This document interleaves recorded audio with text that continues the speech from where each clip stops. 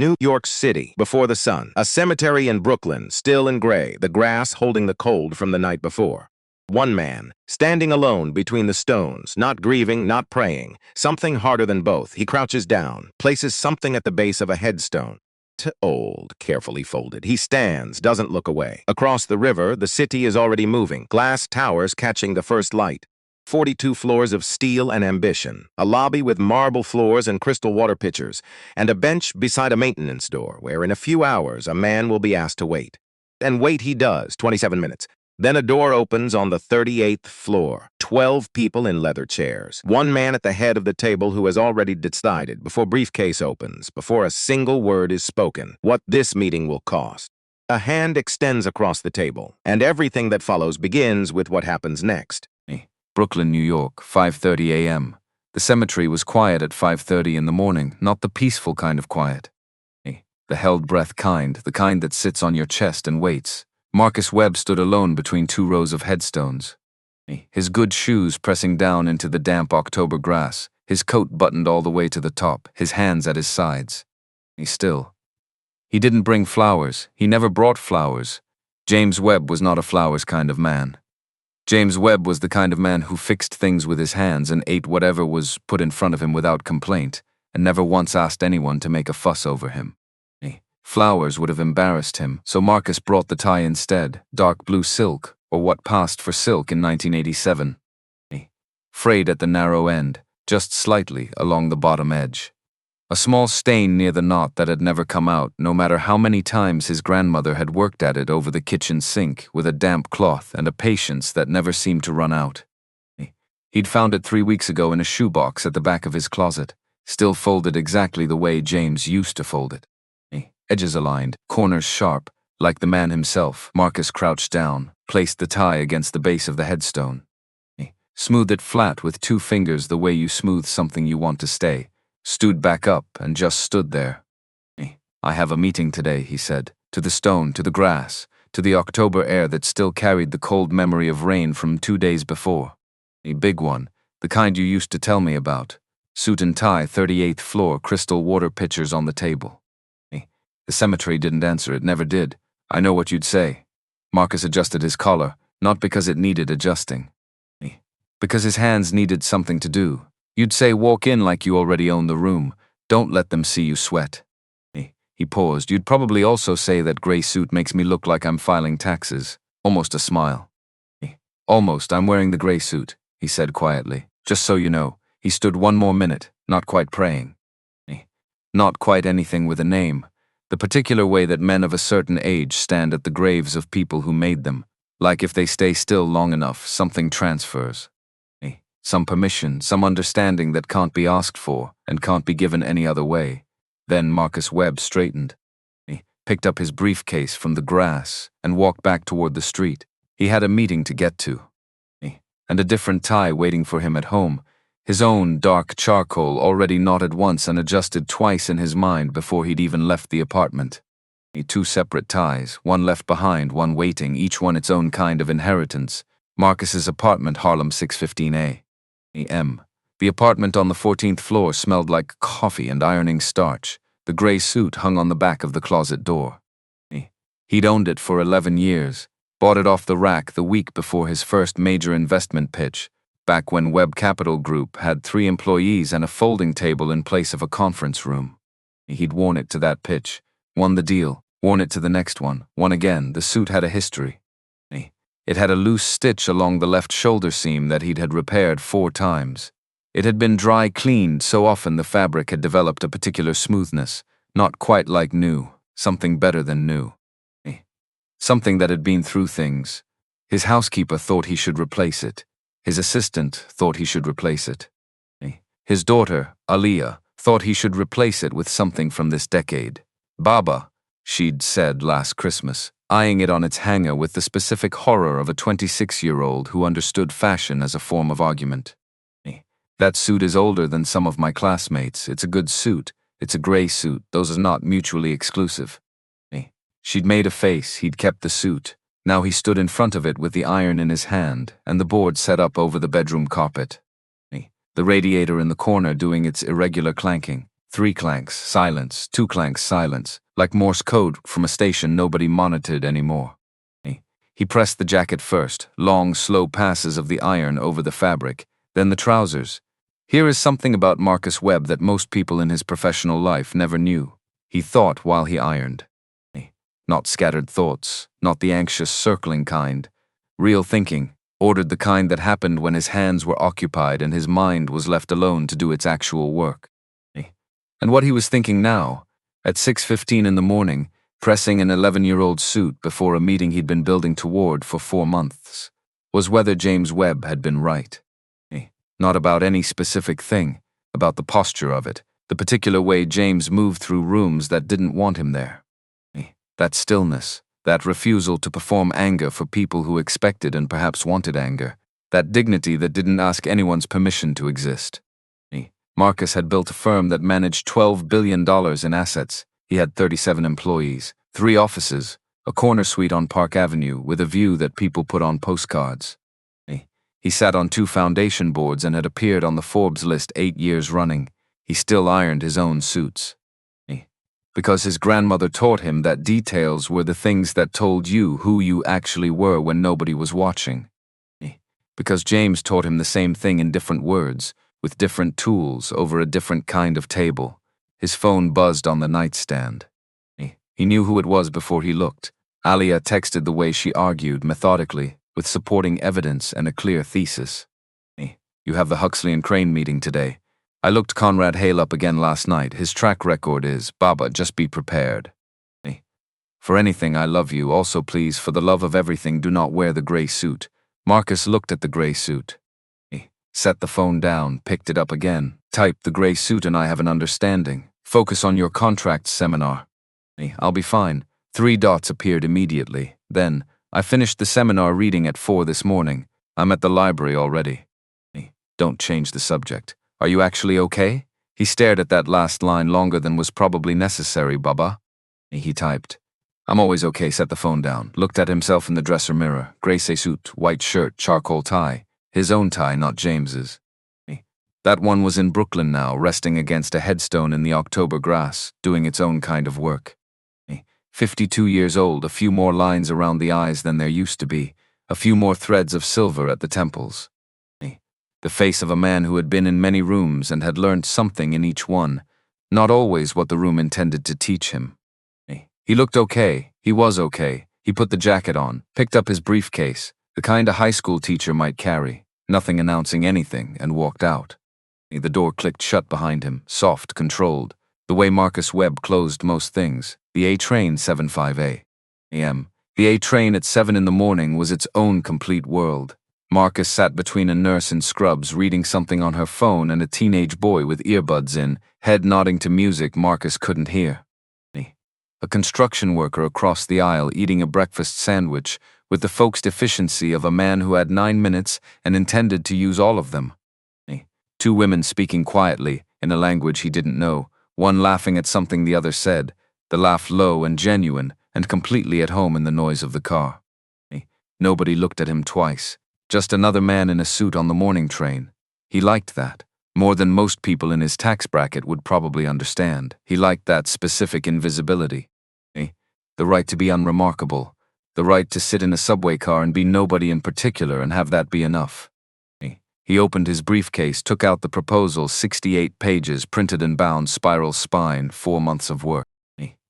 3 of those months shared with Nolan Graves, his managing partner, who had a habit of calling Marcus from his car in the parking garage at 10 at night because his wife and kids were asleep, and he didn't want to wake them, but he'd found something in the projections that couldn't wait until morning.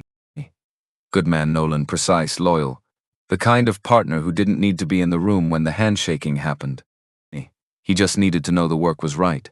The work was right. Every projection built from verified data. Every chart constructed from scratch. Every assumption labeled clearly as an assumption rather than a fact, because Marcus Webb did not dress up uncertainty as certainty. He'd watched too many firms collapse from exactly that mistake. The gap between what the numbers actually said and what someone wanted them to say, papered over with confidence and good tailoring. Huxley and Crane Corporation was 42 years old. Mid-sized infrastructure and engineering firm. Solid core, exceptional technical talent, long-standing client relationships that still held where they existed.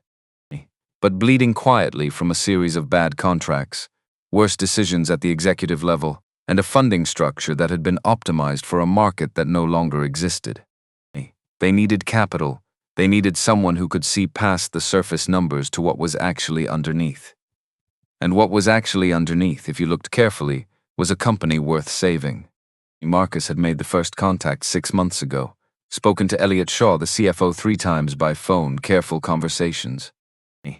Elliot was nervous in the specific way of finance people who know the numbers don't look good and are hoping someone can see past them. He was also, Marcus had noted, nervous in another way. The kind of nervous that came from working somewhere that asked him to be complicit in things he wasn't entirely comfortable with. Marcus had filed that observation away, and before this morning he and Nolan had had a quiet, specific conversation about Conrad Hale. About what Nolan's research had turned up, about the kind of room Huxley and Crane had become over 2 decades under Conrad's leadership. About a man named Wendell Okafor, about what Wendell had been keeping on a phone for 3 years. At the end of that conversation, Marcus had said, "Let's see what happens." "But be ready," Nolan had said, "already am." The train slowed into 59th Street. Marcus closed the proposal, replaced it in the briefcase. Stood, adjusted his jacket, and walked toward the doors. And whatever was coming, Huxley and Crane Corporation, Midtown Manhattan, 847 A.M. The lobby of Huxley and Crane's building was designed to make you feel small, not accidentally, deliberately, 30-foot ceilings. Marble floor in a pale gray that reflected the overhead lighting in a way that made the space seem to float. Brushed chrome on every surface that could hold chrome. The acoustics arranged so that every footstep produced a half-second echo, just enough delay to remind you that you were moving through someone else's space. Marcus had been in 100 lobbies like this one. He didn't feel small in them anymore. He'd stopped feeling small in them sometime in his late 30s, and now they mostly just struck him as expensive and slightly exhausting, like a person who never stops performing. He walked to the reception desk. The young woman behind it looked up from her screen. Her eyes moved across his face down to the gray suit, across to the briefcase, back up to his face. The full inventory, quick enough that most people wouldn't register it as a scan. Marcus registered it. "Marcus Webb," he said. 9 o'clock with the CFO. She looked at her screen, scrolled, checked again. Her expression stayed in the territory of professional neutrality, which in Marcus's experience covered a wide range of actual reactions. "Of course." She gestured somewhere to his left vaguely. "If you'll just wait over there. Not the waiting area." The waiting area was to his right, leather chairs, a low glass table with business publications fanned out across it, a dispenser of sparkling water with actual lemon slices floating inside it. She had gestured left. Marcus looked left. A wooden bench against the wall, beside a door marked maintenance. He looked back at her. She was already looking at her screen. He walked to the bench, sat down, placed the briefcase across his knees, and waited. Marcus Webb had a very accurate internal clock. It was something that had developed over years of meetings and negotiations, and the particular discipline of a man who valued other people's time precisely because he understood the cost of wasting it.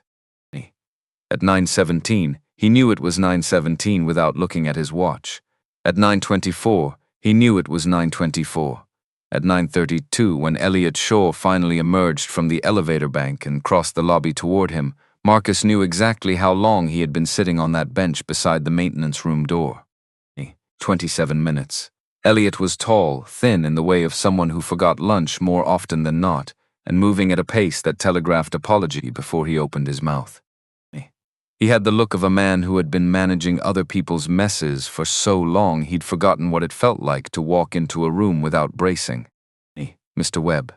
The apology was in the first syllable. "I'm so sorry for the wait. Please follow me." They rode the elevator in silence. Elliot pressed the button for the 38th floor and then stood very still, adjusted his watch, adjusted it again, put his hands in his pockets, took them out. Marcus watched the numbers change. He did not fill the silence. Some silences were information.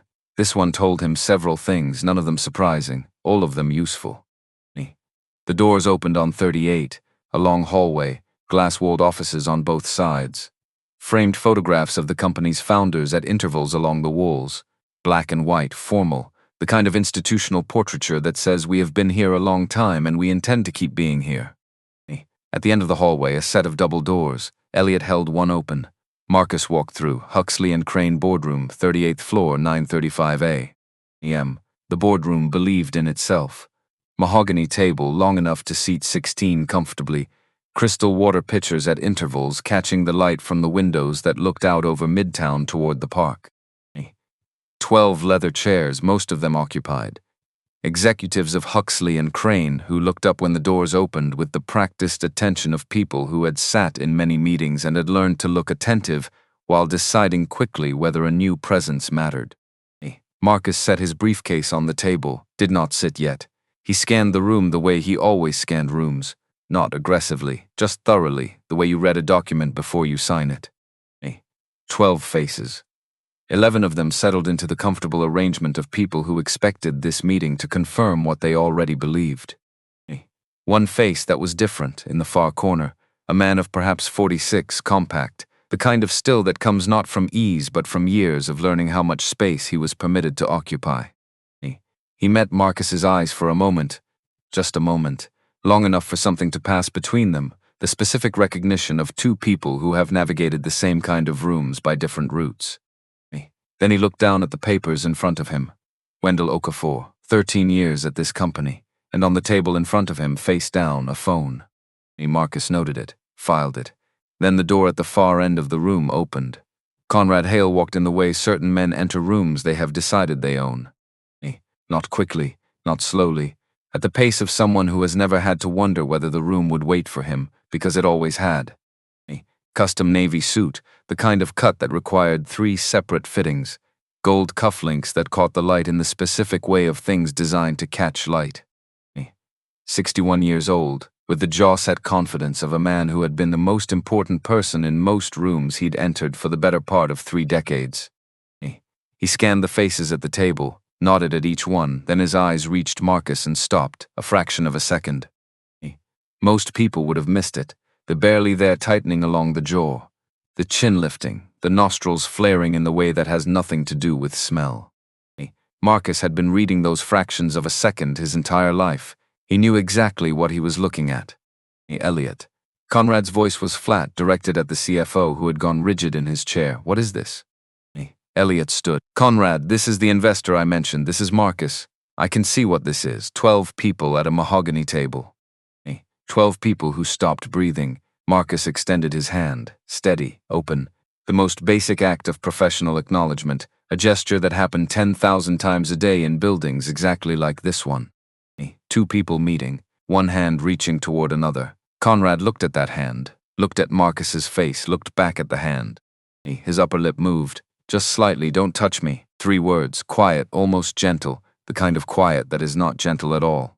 Marcus kept his hand where it was, steady, his eyes on Conrad's face with an expression that was simple enough to misread as blankness. It wasn't blankness. It was the deep, practiced patience of a man who had stood in this exact moment before. Not this room, not these words, but this moment, and had learned, over years, something that took years to learn. The moment was not about him.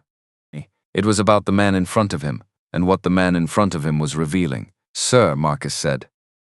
Your CFO arranged this meeting. I have the proposal your team requested. I don't care who arranged it. Conrad's voice stayed level. The confidence of a reflex so old it had become indistinguishable from conviction. I didn't approve this. And I certainly didn't approve of someone like you walking into my boardroom as though you belong here. Someone like you. The words landed with the particular weight of something said without hesitation, not shouted, not performed. Just stated. The way you state a fact you've never had occasion to question. Marcus let those words exist in the room for a moment. Let every person at that table hear them. Let the silence hold what it had just been given. Then, very calmly, someone like me. Not a question, a repetition. Offered back, clean, for Conrad to hear how it sounded from the outside. Conrad didn't blink. This company took me 24 years to build. Every client, every contract, every dollar, all of it mine, and I decide who sits at this table. He leaned forward just fractionally, the posture of a man who has used his size as a language his entire career. And you are not that person. In the corner, Wendell Okafor's jaw was tight enough that the muscles along his neck were visible. Elliot Shaw had gone the color of old paper. 11 other people looked at the water pitchers, at the windows, at the grain of the mahogany, at anything that was not the 3 feet of air between Conrad Hale and the man he had just told did not belong. Marcus lowered his hand slowly, then reached for his briefcase, opened it, removed the proposal. "If you'll give me 5 minutes," he said, "I can walk you through the investment structure." The numbers will. Conrad's hand came down flat on the top of the folder. The sound cracked through the room like something breaking. Pages scattered.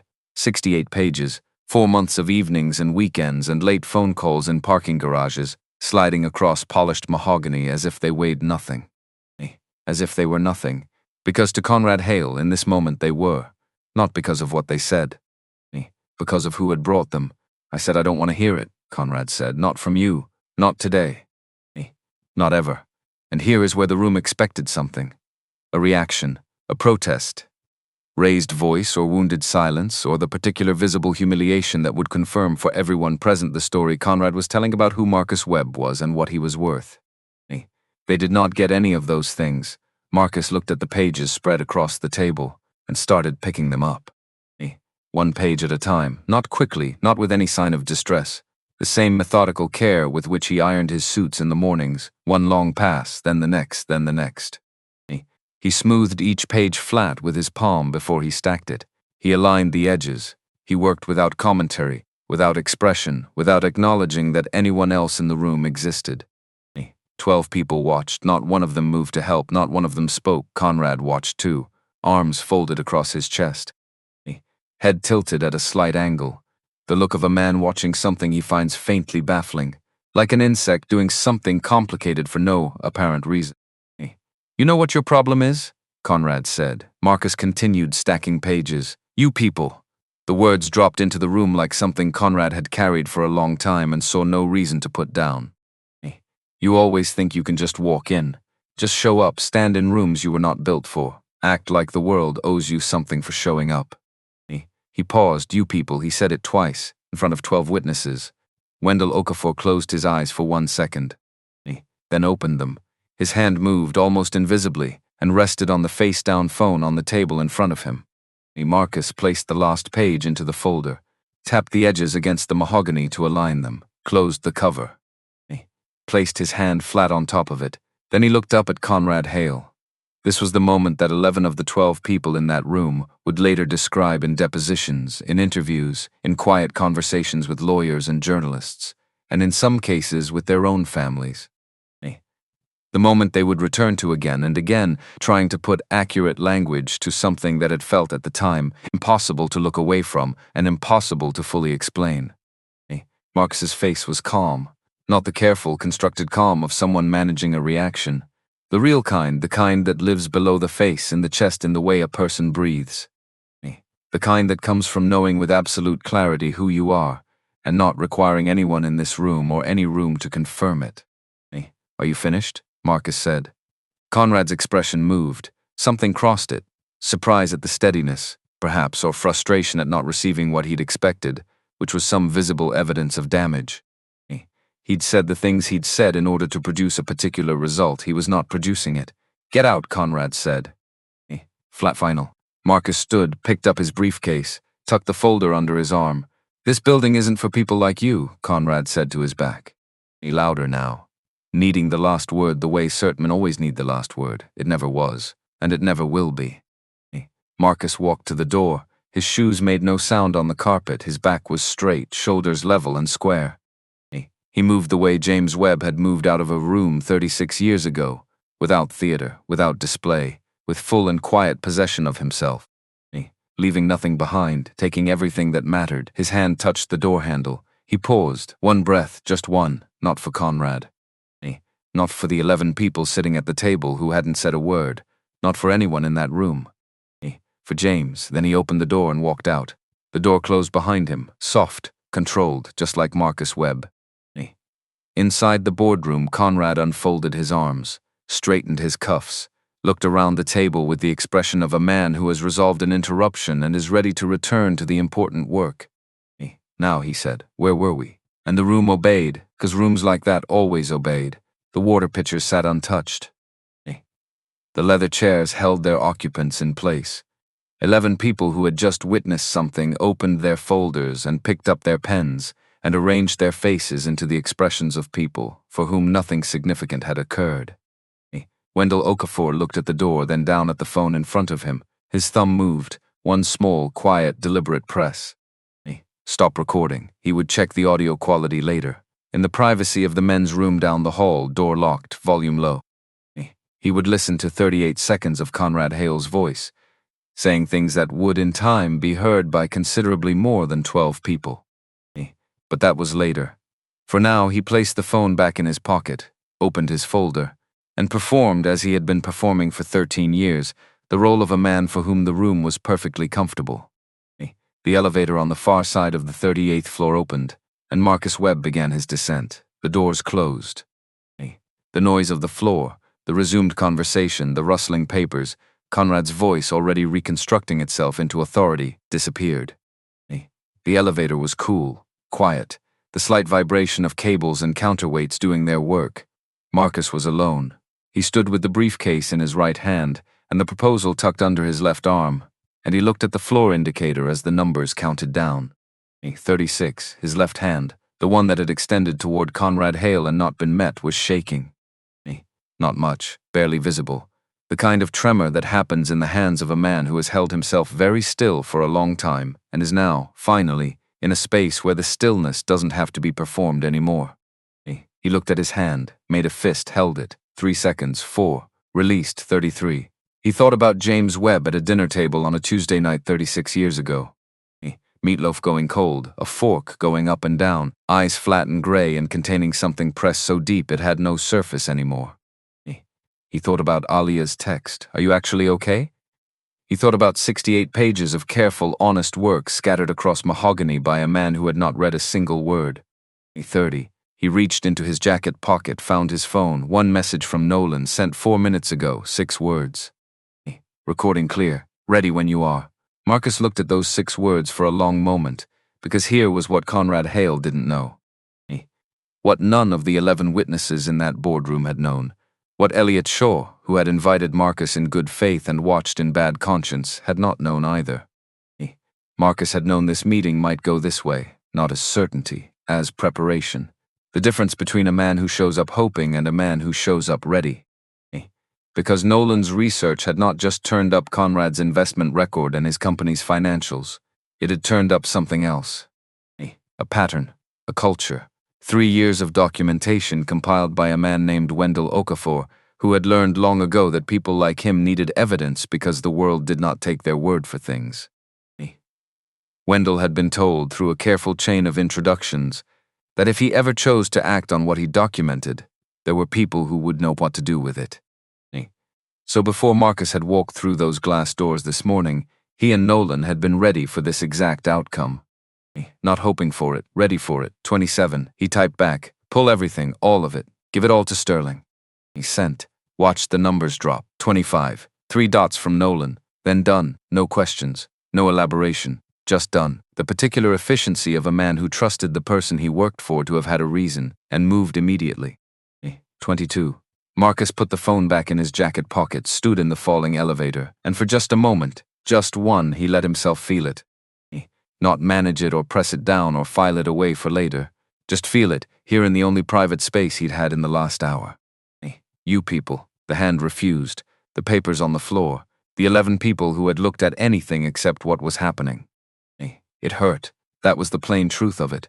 Not because it was new, it was never entirely new, but because it was never entirely not surprising either. The specificity of it each time, the way it arrived not as abstraction but as a particular man's particular face, a particular lip curled, a particular hand refusing to meet yours. That specific ache.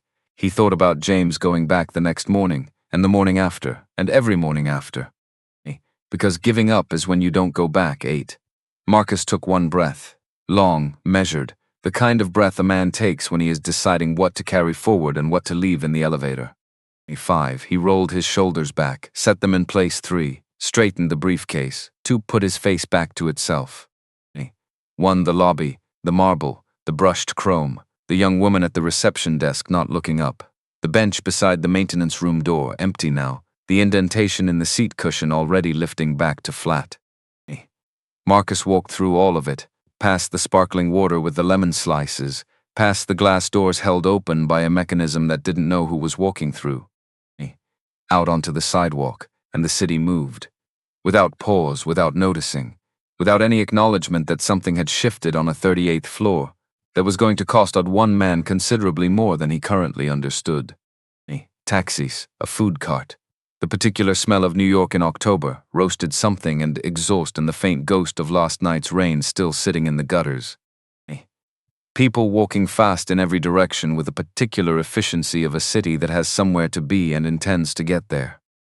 Marcus Webb stepped into it, one man, gray suit, briefcase, nobody worth noticing, except that $200 million had just changed direction. And on the 38th floor of a glass building in Midtown, Conrad Hale was saying, "Where were we?" and straightening his cuffs. He would sleep well that night. That was the thing nobody thought to mention later. Conrad Hale would go home, have dinner, watch 40 minutes of television, and sleep 8 uninterrupted hours. Because to Conrad nothing had happened. A man had come into his boardroom. The wrong kind of man. Conrad had dealt with it. The end of chapter. The first mistake was never the cruelty. The first mistake was the certainty that the cruelty had no cost. Huxley and Crane Corporation, 38th floor. Day 1 through day 13, Conrad Hale slept 8 hours that night. That was the detail nobody mentioned later. When the journalists wrote their pieces, and the lawyers prepared their briefs, and the board members gave their carefully worded statements to investigators, nobody mentioned that Conrad Hale went home the evening of October 9th, had dinner with his wife at the kitchen island, where they always ate when it was just the two of them, watched a documentary about deep-sea fishing that he'd been meaning to get to, and slept without interruption until 6:15 the next morning. Because to Conrad nothing had happened, not nothing in the way of a man minimizing something he knows is significant. Nothing in the full genuine sense. A man had appeared in his boardroom, the wrong kind of man. Conrad had made that clear and removed the situation. Now the situation was over. The way you deal with a problem is you deal with it and then you stop allocating mental space to it. So Conrad stopped. He went back to his routine. Morning briefings at 8, lunch at the private club on 53rd Street, where the Metterd knew his order and the other members laughed at his jokes because they couldn't afford not to. Afternoon calls with clients who had been with the firm for a decade and who used words like dependable and stable when they described what Huxley and Crane meant to them. Evening drinks with men who dressed like him and talked like him and had arrived at the same conclusions about the world by entirely different routes, which they took as confirmation that the conclusions were correct. Life was orderly. Life made sense. He did not think about Marcus Webb, not once. Not even in the peripheral way that most people carry unresolved things, the half-thought that surfaces in the shower, the name that floats up in the space between waking and sleep. Conrad had a gift for complete compartmentalization. It was in many ways what had made him successful. The ability to put a thing in a box, close the lid, and move on without looking back. So the box was closed, and inside that box the world was shifting, not loudly, not dramatically. The world does not always announce itself when it's changing direction.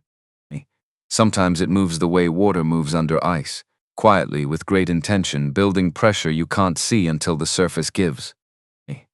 Day 1. A confirmation email sent from Webb Capital's offices, formal. 3 paragraphs, informing Nolan Graves's counterpart at the firm's external communications department that the parties had been unable to reach a mutual agreement and that Webb Capital was withdrawing from all further discussions regarding Huxley and Crane Corporation. A signed, dated, filed, Day 2. 3 phone calls between investment firms, not about Huxley and Crane directly, about due diligence. About the particular signals that experienced investors watch for in a market when an anchor firm makes an unexpected move. About what it means when a firm like Webb Capital, which does not make impulsive decisions and does not walk away from prepared deals without reason, walks away. Day 3.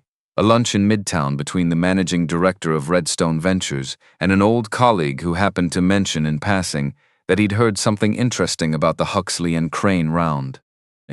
as something that the managing director filed away carefully, in the way careful investors file away some things for later consideration. Day 4, day 5, day 6. Each day a little more pressure building under ice that looked from above completely solid. Elliot Shaw could feel it.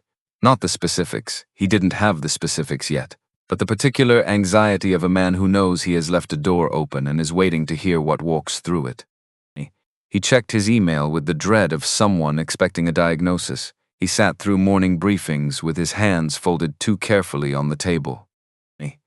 He poured himself one finger of bourbon when he got home each evening instead of his usual half, and he told his wife everything was fine, and he believed she believed him, and he lay awake until 2 in the morning looking at the ceiling. He had sat at that table, he had not said a word, he had not said, "Conrad, this is Marcus Webb. This is the man whose firm manages $12 billion. This is the anchor investor for our entire funding round. This is the man we have been building toward for 4 months." He had not said any of that, because he had been afraid. Of Conrad, of what Conrad would say, of what Conrad would do to Elliot's career, his position, his carefully maintained place in the room. And fear, in the particular form it takes in conference rooms on the 38th floor of glass buildings, is very quiet and very well dressed and looks almost exactly like professional discretion. Day 7 arrived. Elliot arrived at his office at 6:30 in the morning because he wasn't sleeping past 6 anymore. He made his own coffee because the administrative staff didn't come in until 8. He sat at his desk and opened his laptop and looked at his inbox. Nothing yet. He closed the laptop, opened it again, looked at the contact in his phone that he'd been considering for 6 days. Nolan Graves, Webb Capital Group. He pressed call before he fully decided to. It rang twice. Mr. Shaw, Nolan's voice was even. Not warm, not cold. The specific temperature of someone who has already made their decisions and is now simply observing outcomes. Mr. Graves, Elliot's voice came out steadier than he felt. "I'm not calling to negotiate, I want you to know that." "All right, I'm calling because I was in that room." A pause, the kind that costs something to cross. "And I said nothing and I'm not sure what I need, but I wanted you to know." Silence from Nolan's end. Long enough that Elliot wondered if the call had dropped. "Then is that an apology, Mr. Shaws?" "Simple, not on Conrad's behalf, for myself." Another silence, shorter this time. "Okay," Nolan said.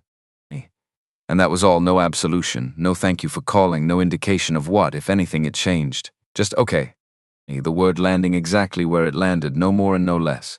"Okay," Elliot said back, quietly. "Goodbye, Mr. Shaw." Click, 90 seconds total. Elliot sat with the phone in his hand for a long time. Then he opened a new file on his laptop and wrote the date and the time and a summary of the call. 2 paragraphs, factual, precise. He saved it to a folder he labeled with nothing that would identify its contents. He had a feeling, specific and cold, that documentation was going to matter. He had no idea how right he was. Huxley and Crane Corporation, day 14. The email arrived on day 14. Not day 8. The records would later clarify this, when the timeline mattered enough for records to be examined carefully. Day 14, a Monday morning, Elliot arrived at his desk at 6:41, which he knew precisely because he'd checked his phone at 6:40 and then again when he sat down. The subject line was clean, professional, spare in the way of formal communications from firms that do not need to perform importance because their stationery does it for them. Formal withdrawal, Webb Capital Group investment commitment, Huxley and Crane Corporation. He opened it, read the first sentence. Read it again. A third time, very slowly, the way you read something when you are hoping that repetition will change what it says. It didn't change. His coffee was on the desk. He'd made it himself, dark, the way he made it when he came in before the staff. It went cold while he read the letter a 4th time. The letter was 3 paragraphs, every word precise. Every phrase chosen by people who understood that language was evidence and had written accordingly. The withdrawal was complete. The commitment, which had been the cornerstone of a $200 million funding round, was terminated. Webb Capital Group wished Huxley and Crane Corporation well in its future endeavors.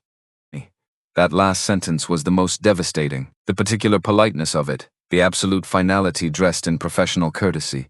Elliot called Nolan Graves. Voicemail, called again. Voicemail, sent an email marked urgent, sent a second one, a third, nothing. Total silence, not hostile silence, that might have been something to work with. This was the silence of a door that had been closed from the other side and locked from the inside, and the key disposed of somewhere Elliot would never find it. He closed his office door, sat in the dark. The overhead light wasn't on yet, for 11 minutes. He counted them. Then he stood up, straightened his tie, walked down the hall, and knocked on the door with the nameplate that read Conrad Hale, Chief Executive Officer, in the particular font that companies use when they want the title to feel inevitable. Conrad was on the phone, laughing, something about Scottsdale, a golf trip being planned for November. He waved Elliot in without looking at him. Elliot stood, hands clasped behind his back, left thumb pressing into his right wrist hard enough to leave a mark he would still be able to see at dinner. Conrad hung up, looked at Elliot with the expression of a man interrupted from something more important. "What is it?" "The funding round, a pause, it's gone." The smile didn't disappear all at once. It left Conrad's face the way color leaves a landscape when clouds move across the sun, by degrees from the outside edges in. First the corners of his mouth, then his eyes, then the line across his forehead that appeared only when something threatened the thing Conrad cared about most. "What do you mean gone?" "Webb Capital withdrew, overnight, the full commitment. That's impossible, we have a signed term sheet." "Non-binding, they're entirely within their rights. Get them on the phone. I've tried, 4 times this morning." "Then try again." "Conrad, I said try again, Elliot." So Elliot went back to his office and tried again. And again. 7 calls over 2 hours, not one returned, because you cannot negotiate with someone who has already decided the negotiation is over. You can only call and listen to their voicemail and understand slowly that the silence is itself the answer. Conrad's next call was to his legal team. All 4 of them, simultaneously, conference call at 10 in the morning that Elliot could hear faintly through the closed office door. Not the words, just the cadence. Rising, accelerating, the particular velocity of Conrad Hale when he wanted something to be different and couldn't understand why the wanting wasn't making it so. Thomas Rafferty, the company's lead attorney, had been in his position for 22 years. He had survived 3 recessions, 2 leadership transitions, and 1 genuinely complicated regulatory investigation. He had the specific endurance of a man who had absorbed so many difficult conversations they had ceased to surprise him. "These are non-binding term sheets," Thomas said, for what was clearly not the first time. "There is no actionable breach. There is no case. There isn't, legally. And I would strongly advise against any communication that could be construed as threatening toward a firm of Webb Capital's standing, or its principles, a beat." "Are you telling me I can't?" "I'm telling you," Thomas said, with the careful precision of a man who chooses words for their eventual utility as testimony, that pursuing litigation against Marcus Webb's firm would be the professional equivalent of throwing a single rock at a building and expecting the building to move. "Silence, then. You're fired." Thomas Rafferty was rehired at 2:15 that afternoon. Neither man mentioned the firing. They simply continued from where they had been before it, with the collective understanding that some things are said in the heat of a moment and exist afterward, only as evidence of the heat. By noon, the second domino moved. Redstone Ventures, the second largest investor in the round.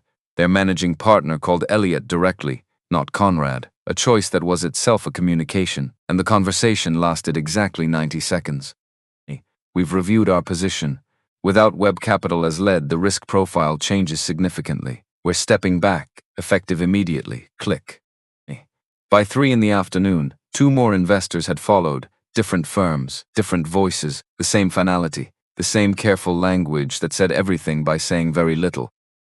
Without Webb Capital, the deal wasn't the deal. Everyone in the investment community understood this. The anchor investor wasn't just capital, it was signal.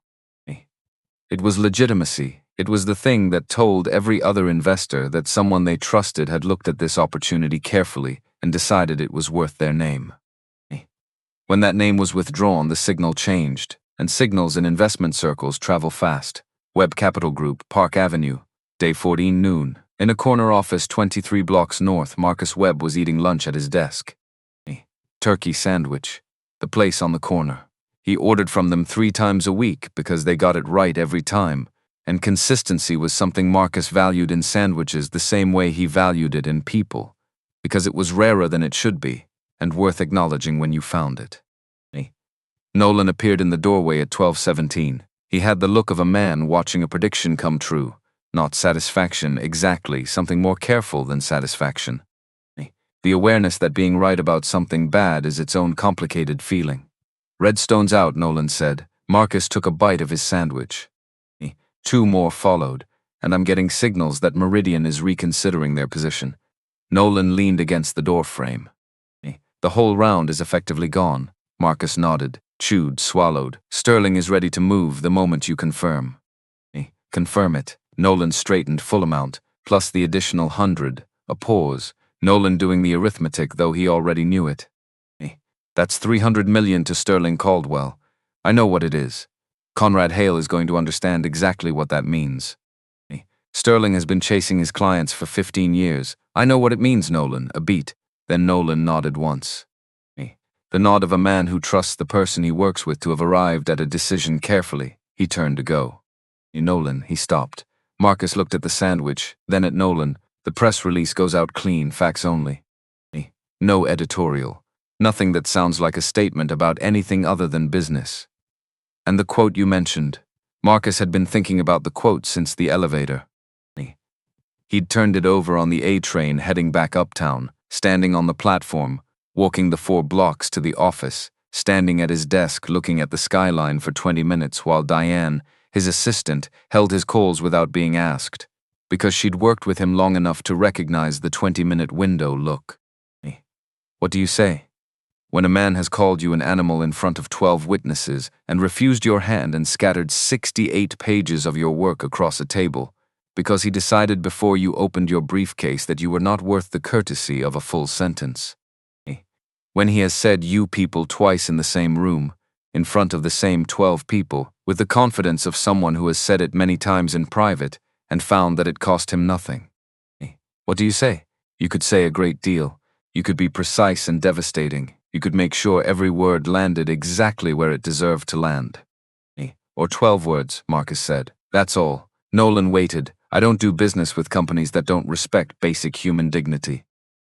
Nolan wrote it down, read it back, looked up. "That's it? That's everything?" Because 12 words that were true were worth more than 12 paragraphs that were satisfying. And Marcus Webb had learned, over a long career and a longer life, that the things that lasted were the things that didn't need to explain themselves. Nolan left. Marcus finished his sandwich. Outside, the city moved with its ordinary relentlessness. 37 floors below, people walked fast in every direction with somewhere to be. Inside, Webb Capital's communications team was composing a press release. Nolan was making calls. The machinery of a decision already made was doing the work that decisions require. Marcus cleaned up from lunch, returned his calls, reviewed 2 separate contracts that needed his attention before end of day. Did all of it with the focused, unhurried competence of a man who had deposited his feelings somewhere private and was now doing his job. He called Aliyah at 5:30. She didn't answer. In the library probably, left a voicemail. Short, "Just call me when you're done." "I'm fine. I love you." He put the particular emphasis on "I'm fine" that a father puts on those words when he is mostly fine and wants the person he loves to hear the mostly without having to explain it. Then he went home, made dinner himself. Nothing elaborate. Something James Webb would have recognized as food. Protein, vegetable, heat applied appropriately. Ate it at his kitchen table without the television on and went to bed at 10:15. He slept 6 hours. Which for Marcus Webb counted as a good night. Various locations, day 18 through day 42, Aliyah Webb found the story at 10:47 at night. She wasn't looking for it. She was in the law library working on her contract seminar paper, 11 pages on implied covenant doctrine due in 9 days. The assignment rewarded careful attention, which she had inherited from a man who pressed his own suits and believed that details were where character actually lived. She had been there since 4 in the morning. She was on her 3rd coffee and the forward momentum of someone who had decided to finish something tonight. A news aggregator sidebar, financial coverage, small headline. Webb Capital withdraws from infrastructure investment, redirects capital to competitor. Her finger stopped. Webb Capital. She clicked, read it twice, then again slower, her eyes returning to certain phrases. Anchor investor, Huxley and Crane. Conrad Hale. The dates, the amounts, the timing. all of it arranging itself into a shape she recognized before she had words for it. She called her father 4 rings, then Aliyah Baba. She kept her voice low, library, but barely the web capital story. Huxley and Crane, is that you? Where are you? Library Baba, is that you? A pause that answered before he did. Yes. She closed her laptop, opened it, closed it again. Why didn't you tell me? You have your paper. Baba, Aliyah, tell me what happened, not a request. The voice she used when she actually needed to know. The voice he could never find a reason to redirect, so he told her all of it. Not the edited version, the full account. The bench by the maintenance door, the 27 minutes, Elliot's apologetic pace across the lobby, the boardroom, the hand that was extended and not taken. The papers on the floor and the picking up of them, one by one, in front of 12 people who watched and said nothing. What Conrad had said both times. The library was very quiet around her, someone 3 tables over typing steadily without looking up. The fluorescent lights doing their constant low hum. Outside the tall windows, the city attending to its own concerns. Aliyah didn't speak for a moment when Marcus finished. Then, are you okay? I'm always. Baba, don't. Silence. She waited. She had learned to wait from watching him. He had never taught it as a lesson, just modeled it through years of doing it until she understood by proximity what he understood by practice. It was a long day, Marcus said finally.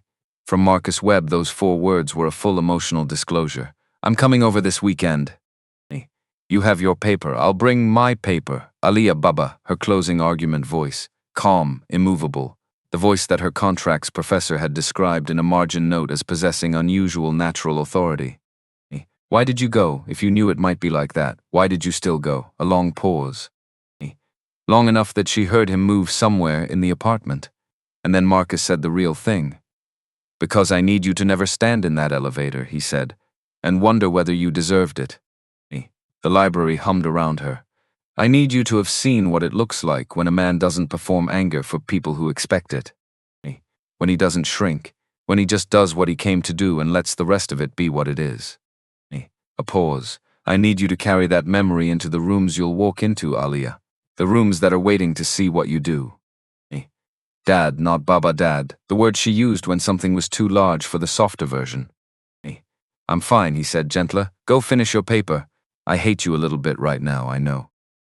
Okay, good night, Aliyah. She sat in the library for a long time after she hung up, not reading. Not moving. Just sitting in the stillness of someone who has just received something important and is deciding where inside themselves to place it. Then she opened the laptop and worked until 2:15 in the morning, because that was also something her father had given her. Meanwhile, inside Huxley and Crane, the bleeding that had been invisible became visible. Day 21. 3 active projects placed on hold pending funding resolution. The engineering team unable to process material orders. A municipal transit contract. 38 million, 18 months of relationship building to reach the table. Placed in jeopardy because the Transit Authority's procurement office required financial stability documentation that Huxley and Crane could no longer provide with confidence. Day 28. Conrad held a company-wide meeting, all staff, main conference room on the 20th floor. He stood at the front in a suit that cost more than the monthly mortgage payment of most people in the room, and talked about market conditions and temporary adjustments, and the fundamental resilience of a company built over 24 years. Nobody believed him, but nobody said so because that was still the operating agreement. The room obeyed until it didn't. Day 35, the layoffs began. 41 people called into HR over the course of a single day, each handed a separation agreement and a cardboard box. Each escorted out by security with the professionalism of people paid to make a humiliating process feel procedural. People who had been with the firm for 11 years. People who had just bought houses. People who had covered the desk outside Conrad's office every morning for 8 years and knew his coffee order from memory and had never once been late. None of them had been in that boardroom. None of them knew why this was happening. Wendell Okafor watched them go. From his desk, which faced the hallway, he had a clear line of sight to the elevator bank. He watched each person walk past with their box. He watched them press the button. He watched the doors close. He thought about Marisol Vega, 36 years old, 9 years at Huxley and Crane. The word exceptional had appeared in her performance reviews 6 times. She had been passed over for senior positions 4 times. Each time the role went to someone with fewer years and lighter skin. He thought about Terrell Booker, 28. Gone 2 years ago quietly, after a performance review conversation that Terrell had recorded on his phone and never told anyone about. Not because he was planning anything, because in 2 years at Huxley and Crane he had learned that you needed evidence. That your account of events alone was not always received the way other people's accounts were received. He thought about himself. 13 years, the phone on the conference table, 3 years of recordings accumulated not as strategy but as survival.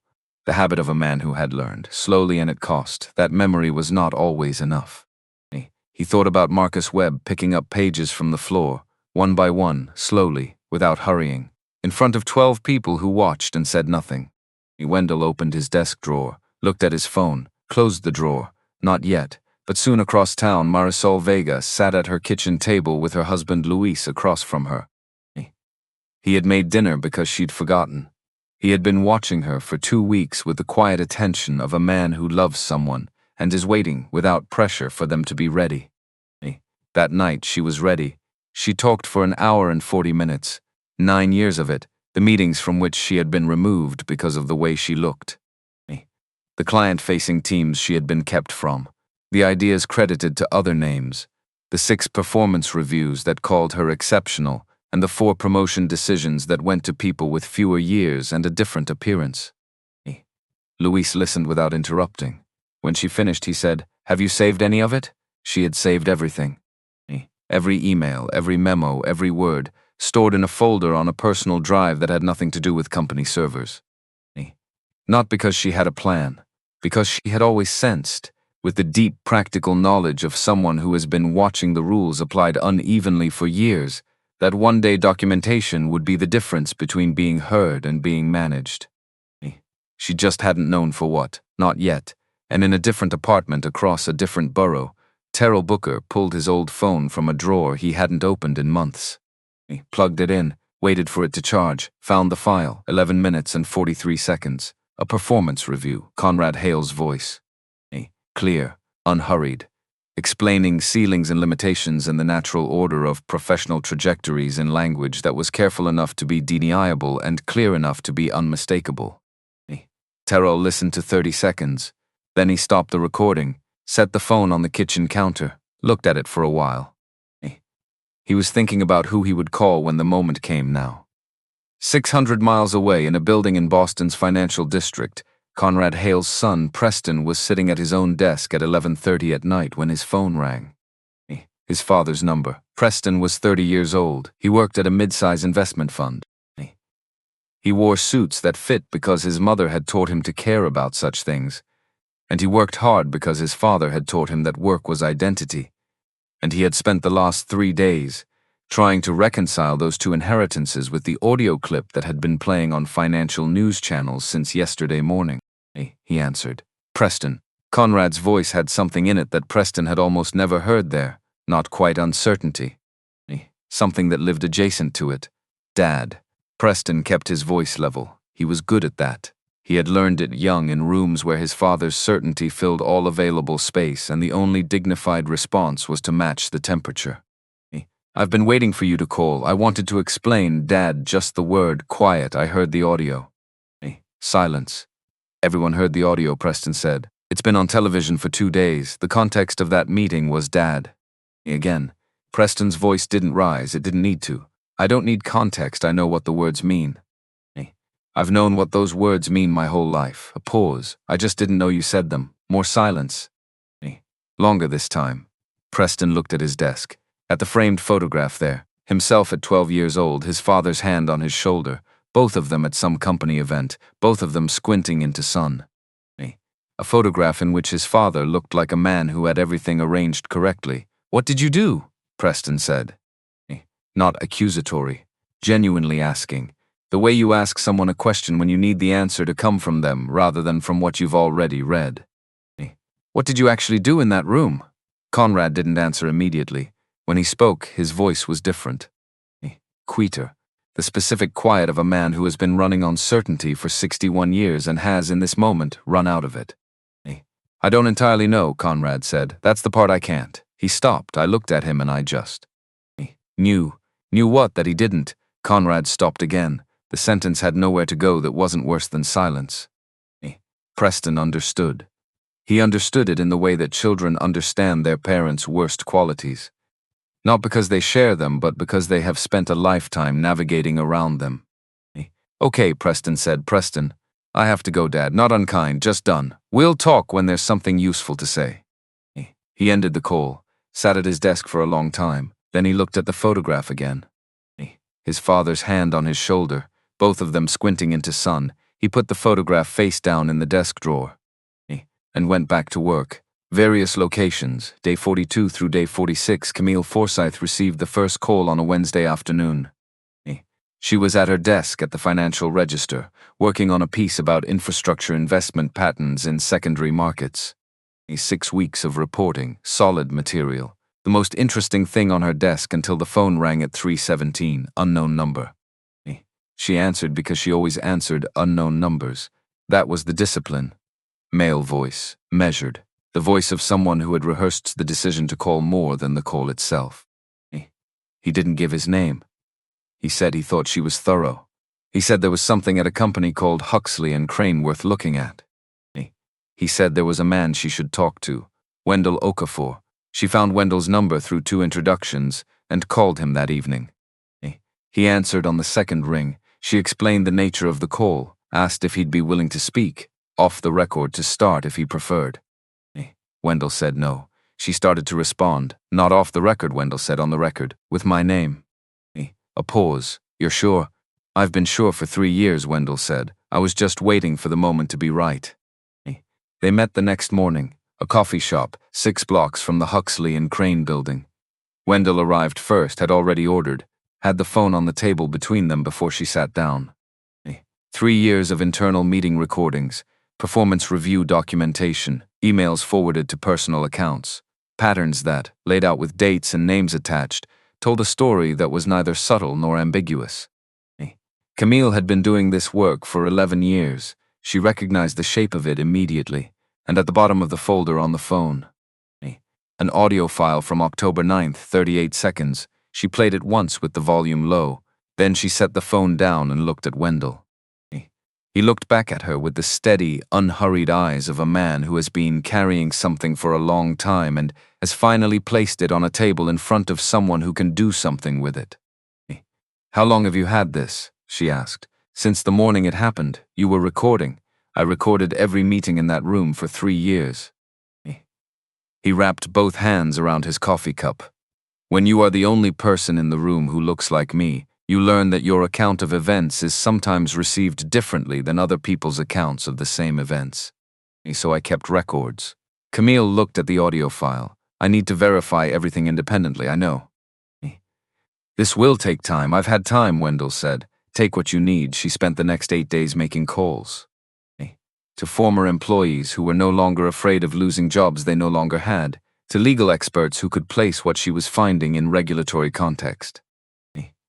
To Marisol Vega, who answered on the first ring and said, I've been waiting for someone to ask. To Terrell Booker, who took 24 hours to return her call, and who, when he did, had a recording of his own. 11 minutes and 43 seconds of a performance review. Conrad Hale's voice, unhurried, explaining ceilings. On day 44, she had everything she needed. She filed the story at 9 in the morning. By 10, it was on every major financial aggregator.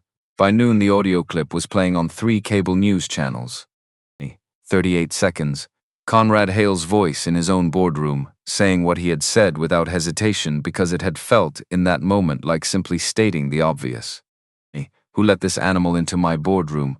Don't you dare touch me with those hands. You people disgust me. Elliot Shaw heard it on the radio driving to work. He pulled over on the West Side Highway and sat with the engine running and the radio still going and his hands resting in his lap as if he had simply forgotten what hands were for. He had heard those words before. He had been in the room when they were said. He had looked at the water pitchers while they were being said. And hearing them now, through a car radio speaker on a Wednesday morning, was its own education in the difference between being present for something and actually hearing it.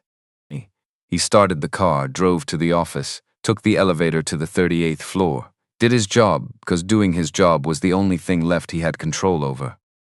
In a corner office on Park Avenue, Marcus Webb's assistant Diane placed a stack of media requests on his desk. He waved them away without looking at them. Nolan appeared in the doorway. "Every outlet wants a statement," Nolan said. "Bloomberg, the Journal, CNBC, all of them." Marcus was already in his coat. "Nothing," he said. "The numbers speak for themselves." He picked up his briefcase. "Tell Diane to hold everything." He walked out into the New York evening. The city lights doubled in the wet pavement from an afternoon rain. A taxi on the corner sending a small wave of water toward the gutter. The smell the city develops after rain, cleaned and complicated at the same time, in the way cities are. He walked alone, no driver, no assistant. Just a man in a modest coat moving through millions of people who had no idea that one of the most significant investment redirections in their financial news cycle that week had been decided in an elevator, in silence, on a Tuesday morning, by a man who ironed his own suits and left a blue tie at a cemetery before dawn. On the 38th floor of a glass building in Midtown, Geraldine Pruitt was already on the phone, not to Conrad. To the board members, one by one, her voice carrying the calm of someone who has made all the decisions that need making and is now executing them in sequence. "Emergency session," she said, "day after tomorrow, 8 in the morning. Mandatory, all members. A brief pause. No agenda will be circulated in advance." Conrad learned about the meeting from a short email that arrived while he was having dinner. His wife read it over his shoulder and didn't say anything.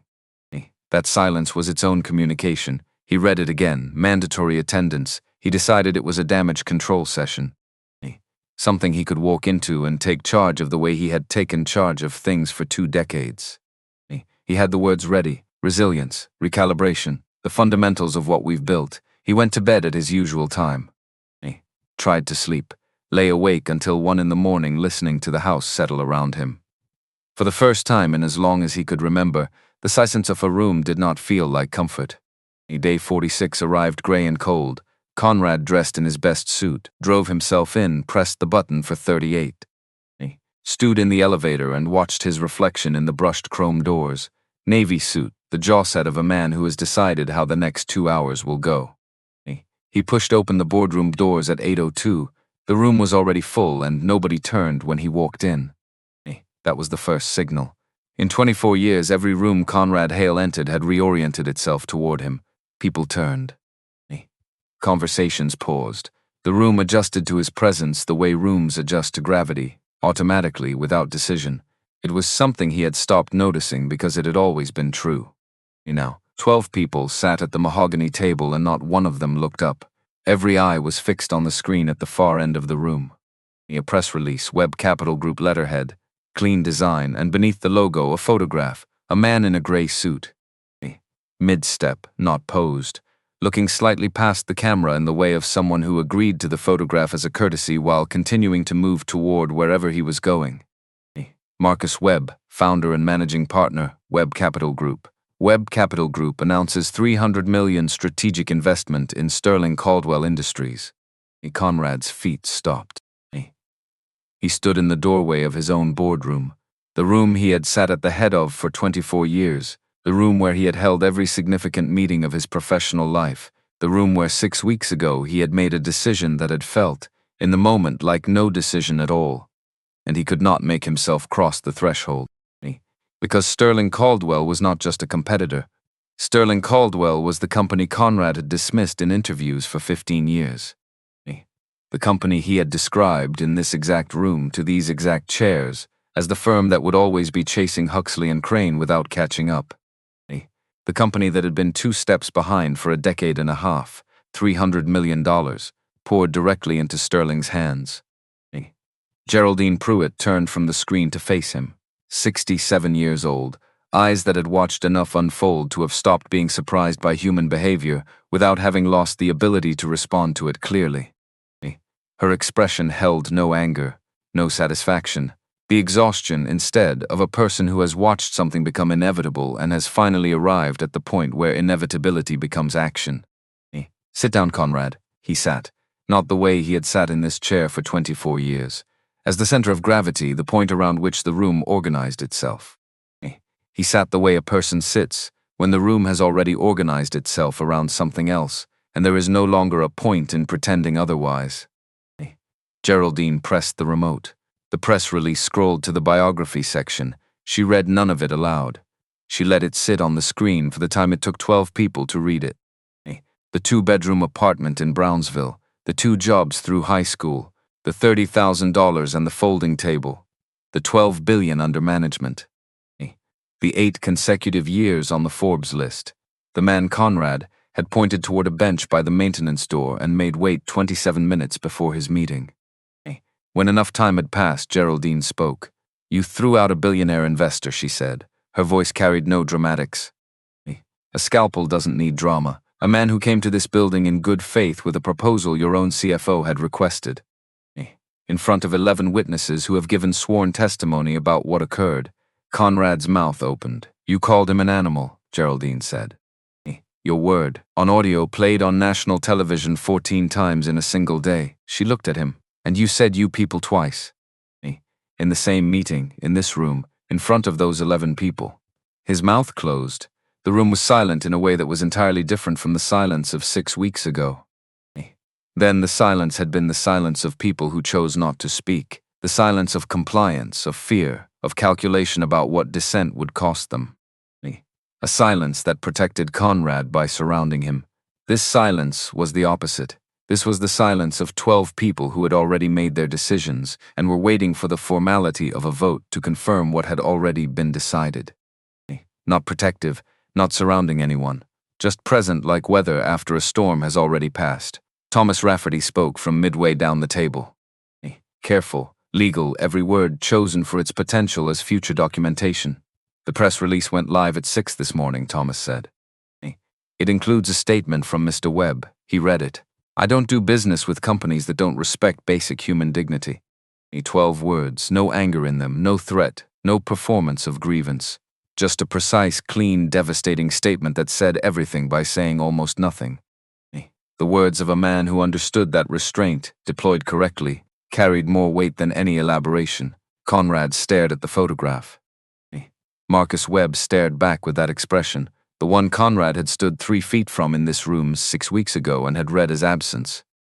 As nothing worth engaging with. He understood it now. It was the expression of a man who had already won. Who had won before he left the building. Who had known, somewhere between the 38th floor and the lobby, exactly how this was going to end. And who had not needed Conrad to know it. Geraldine stood, gathered her papers with the economy of a woman who has finished one task and is moving to the next. "The board will vote now on the matter of executive leadership," she said. "Conrad, I strongly recommend you contact personal legal counsel today. Not the company's, your own." She looked at him one last time. "What you did in this room 6 weeks ago was not a miscommunication," she said.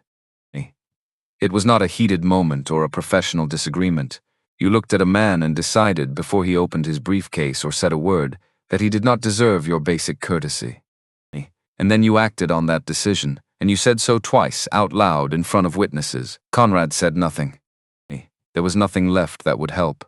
The vote was unanimous, every board member, no abstentions, no one who needed additional time. Conrad Hale was removed as Chief Executive Officer of Huxley and Crane Corporation, effective immediately. Security met him at the elevator. 2 men, professional, quiet in the disciplined way of people who do this without adding to its difficulty. They handed him a cardboard box and waited. He packed in silence, a framed degree, a crystal paperweight etched with the company's founding year. 2 photographs from industry events, himself shaking hands with people whose names he could still recall because they had mattered once in ways that now seemed very far away. He carried the box through the lobby, past the reception desk, past the waiting area with its leather chairs and sparkling water. Past the wooden bench beside the door marked maintenance. Empty now, just a bench, the most ordinary object in the room, where a man in a gray suit had sat for 27 minutes waiting to be acknowledged. The glass doors opened, October air, cold and indifferent. The doorman who had said good morning to Conrad every workday for 12 years looked straight ahead and said nothing. Nobody said goodbye. Conrad walked to the car, put the box in the back seat, sat behind the wheel without starting the engine. Looked at the building through the windshield. 42 years old, that building, older than the version of the company Conrad had inherited and reshaped in his own image. Still standing, already in some real sense no longer his, he started the engine and drove. Huxley and Crane Boardroom, 38th floor, day 46, 8A. E.M. Conrad dressed carefully that morning. Not because he was nervous. Conrad Hale did not get nervous. He got prepared. There was a difference in his mind, and the difference mattered. Nervous was what happened to people who weren't certain of their position, and Conrad was always certain of his position. So he pressed his best suit himself, which he hadn't done in years. And he selected the cufflinks he'd worn to the company's 20th anniversary dinner, and he stood in front of the bathroom mirror and practiced nothing so much as a posture. The posture of a man managing a difficult moment with the gravity it deserved, resilience, leadership in conditions that tested lesser people. He had the words ready, somewhere between temporary setback and course correction, something that acknowledged the noise without conceding the substance. His wife watched him from the doorway of the bathroom. She didn't say anything. She'd stopped saying things 3 days ago, when the audio clip started playing on the news, and what she'd said then had been quiet and precise and had not been answered, because Conrad had not known how to answer it. He kissed her cheek. She didn't pull away, but she didn't lean in either. He drove himself to the office. The lobby was quiet at 7:45. The overnight security guard nodded. The elevator opened immediately. Conrad rode it to 38 with his reflection in the brushed chrome doors for company, navy suit, gold cufflinks, the jaw set of a man who has decided in advance how the next 2 hours will go. He pushed open the boardroom doors at 8:02, same room, same mahogany table, same crystal water pitchers catching the morning light from the windows. Same 12 leather chairs, but 3 of them held different people now, because 3 of the original board members had sent their resignations to Geraldine by email in the 72 hours since the story broke. Quietly, with language that was legally careful and personally cowardly and entirely predictable. The replacements were people Geraldine had called in. People who owed her nothing and Conrad less. Every pair of eyes in the room was fixed on the screen at the far end. Not on Conrad, not on the door. On the screen, where something was displayed that Geraldine had put there before anyone else arrived. A press release, clean design, understated. The logo at the top left corner, Webb Capital Group, in the particular font of a firm that had nothing to prove about its own legitimacy. Beneath the logo, a photograph, a man in a gray suit. Not a styled photograph, the kind that magazine photographers call candid but plan carefully. Mid-step, outside somewhere. Looking not at the camera but slightly past it, in the way of a man who is going somewhere and has let himself be photographed on the way there as a courtesy. The suit was modest, no cufflinks that caught the light, no statement tie, nothing announcing anything. The caption, Marcus Webb, founder and managing partner, Webb Capital Group. The headline, Webb Capital Group announces $300 million strategic investment in Sterling Caldwell Industries. Conrad's feet stopped. His brain sent the signal, cross the room, take your chair, the one at the head of the table where you have sat for 24 years, the one that has your name on it in a way that doesn't require a nameplate. Walk to it, sit down, take control of the room. His feet did not move, because Sterling Caldwell was not simply a competitor. Sterling Caldwell was the company Conrad had dismissed in every industry interview, every board presentation, every off-the-record conversation for 15 years. The firm that had been trying to close the gap with Huxley and Crane for a decade and a half. The firm Conrad had described more than once in this exact room as the company that would always be chasing them without ever catching up. $300 million, $100 million more than the entire Huxley and Crane funding round would have been, deposited directly into the hands of the company that had been chasing him for 15 years. Geraldine Pruitt turned from the screen to face him. 67 years old, silver hair cut short and practical, the eyes of someone who has watched many things happen in many rooms and has long since stopped being surprised by human behavior without having lost her capacity to be clear-eyed about it. Her expression held no anger, no satisfaction, nothing that could be called an emotion, just the specific exhaustion of a person who has watched a disaster develop over time and has finally reached the point where watching is no longer sufficient. Sit down, Conrad. 3 words, no performance in them. Just direction. He sat. And for the first time in 24 years at the head of that table, the act of sitting felt like something other than authority. Geraldine pressed the remote, the press release scrolled, past the headline, past the investment details, down to the biography section at the bottom. The kind of biography that company press releases include as a matter of form that most readers skip. Nobody in this room was skipping it. Marcus Webb, born and raised in the Brownsville neighborhood of Brooklyn, New York, lost his father at age 7, raised by his grandmother and stepfather in a 2-bedroom apartment.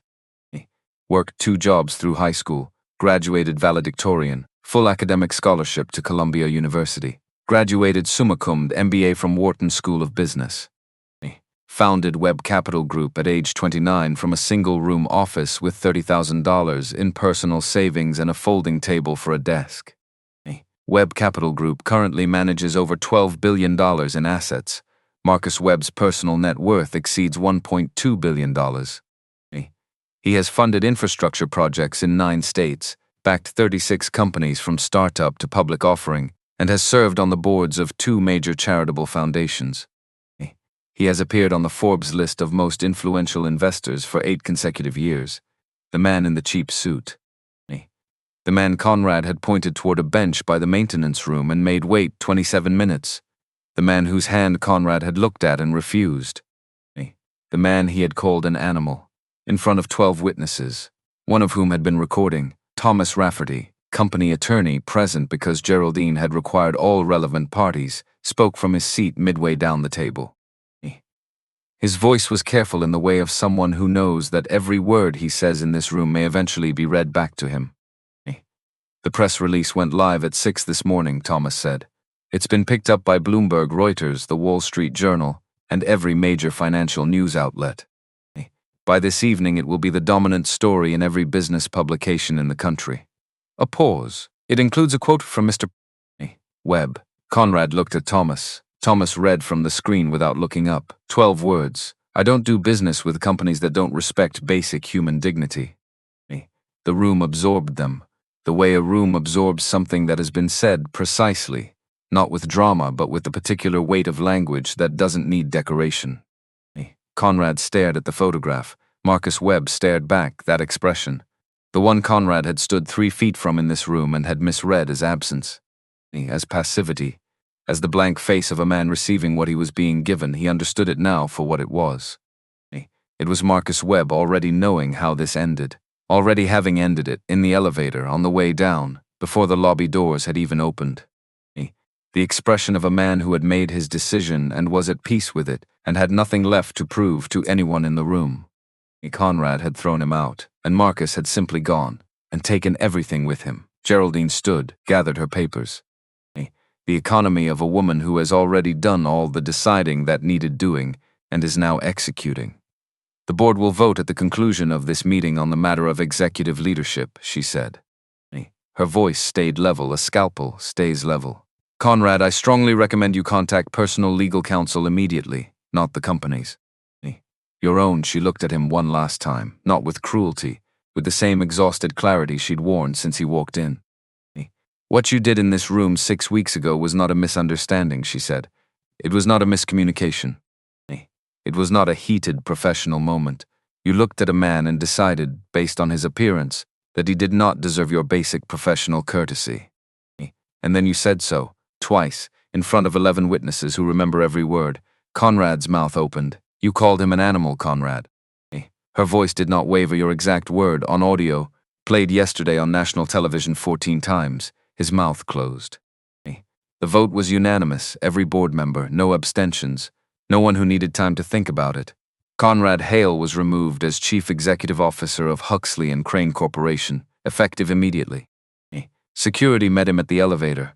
2 men in dark blazers, professional, quiet, the particular quiet of people doing a job they have done before and have learned to do without adding to its difficulty. They handed him a cardboard box and waited. Conrad packed in silence. A framed degree, a crystal paperweight with the company's founding year etched into it. 2 photographs of himself at industry events, shaking hands with people whose names he could still remember because they had mattered once in ways that now seemed very far away. He carried the box through the lobby, past the reception desk, Past the waiting area with the leather chairs and the sparkling water. Past the wooden bench beside the maintenance room door, where a man in a grey suit had waited 27 minutes for a meeting that lasted less than 10. The glass doors opened, the October air hit his face. Cold, specific, the kind of cold that doesn't care who you are. The doorman who had said good morning to Conrad every workday for 12 years looked straight ahead and said nothing. Nobody said goodbye. Conrad walked to the car, put the box in the back seat, sat in the driver's seat for a moment without starting the engine, and then drove away from the building he had put his name on in the specific way that men put their names on things. Not with a signature, but with a conviction that the name and the thing were the same. Inseparable, permanent. He drove north. Southern District of New York. 6 months later, the gray suit went to the dry cleaner on a Thursday. Marcus dropped it off himself. Same shop on Amsterdam Avenue he'd been using for 11 years. Estelle behind the counter, who had pressed this suit enough times to know its particular geography. The left shoulder seam that needed watching, the way the fabric held its crease better when the iron moved slowly. She took it without comment and told him Saturday. He said thank you and walked back to the office. He picked it up on Saturday morning. He hung it on the back of the closet door, stood in front of it for a while. The trial started Monday.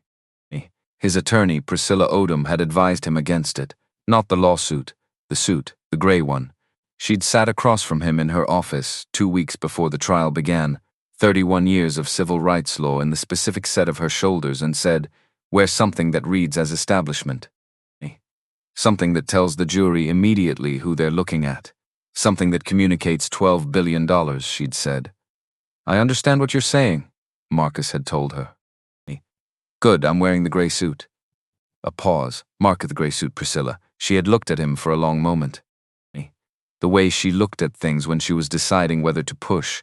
Then something shifted in her expression.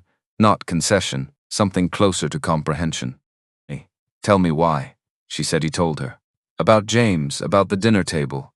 About a Tuesday night in November 36 years ago when a man came home 2 hours late and sat down in front of a plate of cold meatloaf and said 4 words that had traveled, somehow, all the way here.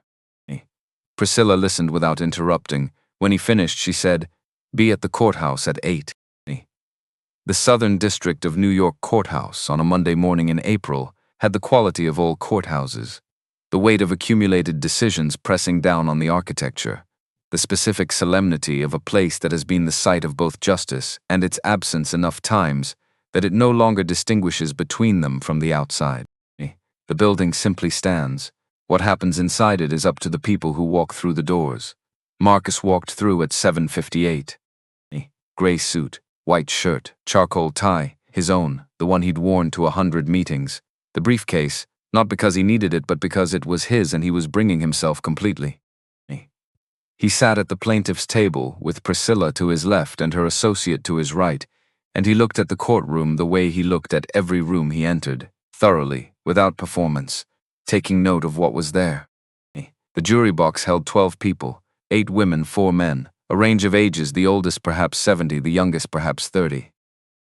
A range of everything, the particular cross-section of a city jury that is, despite everything, still the best mechanism anyone has invented for asking ordinary people to decide extraordinary things. Marcus looked at them, not to persuade, not yet, just to see them. Day 3, Priscilla called Marcus to the stand. He walked to the witness chair in the gray suit, sat down, folded his hands on the railing in front of him.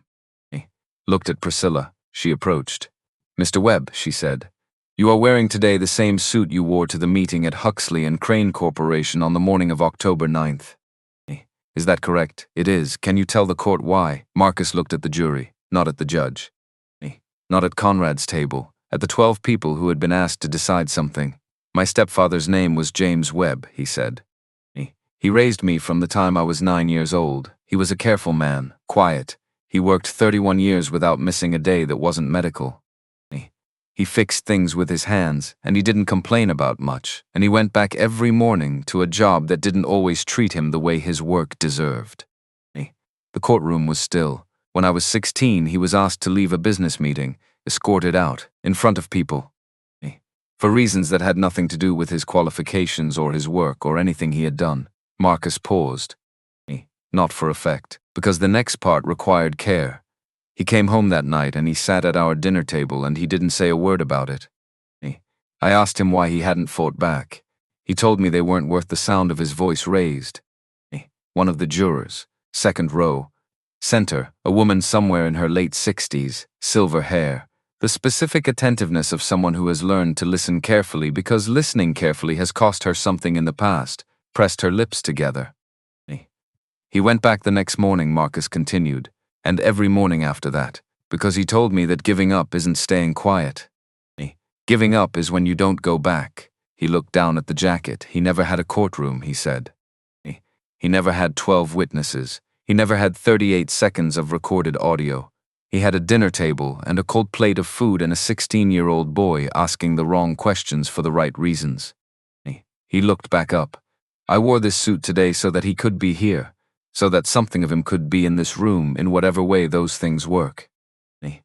So that what happened to him, which happened quietly, without witnesses, without record, could be part of what this court considers when it considers what happened to me. The woman in the second row was no longer pressing her lips together.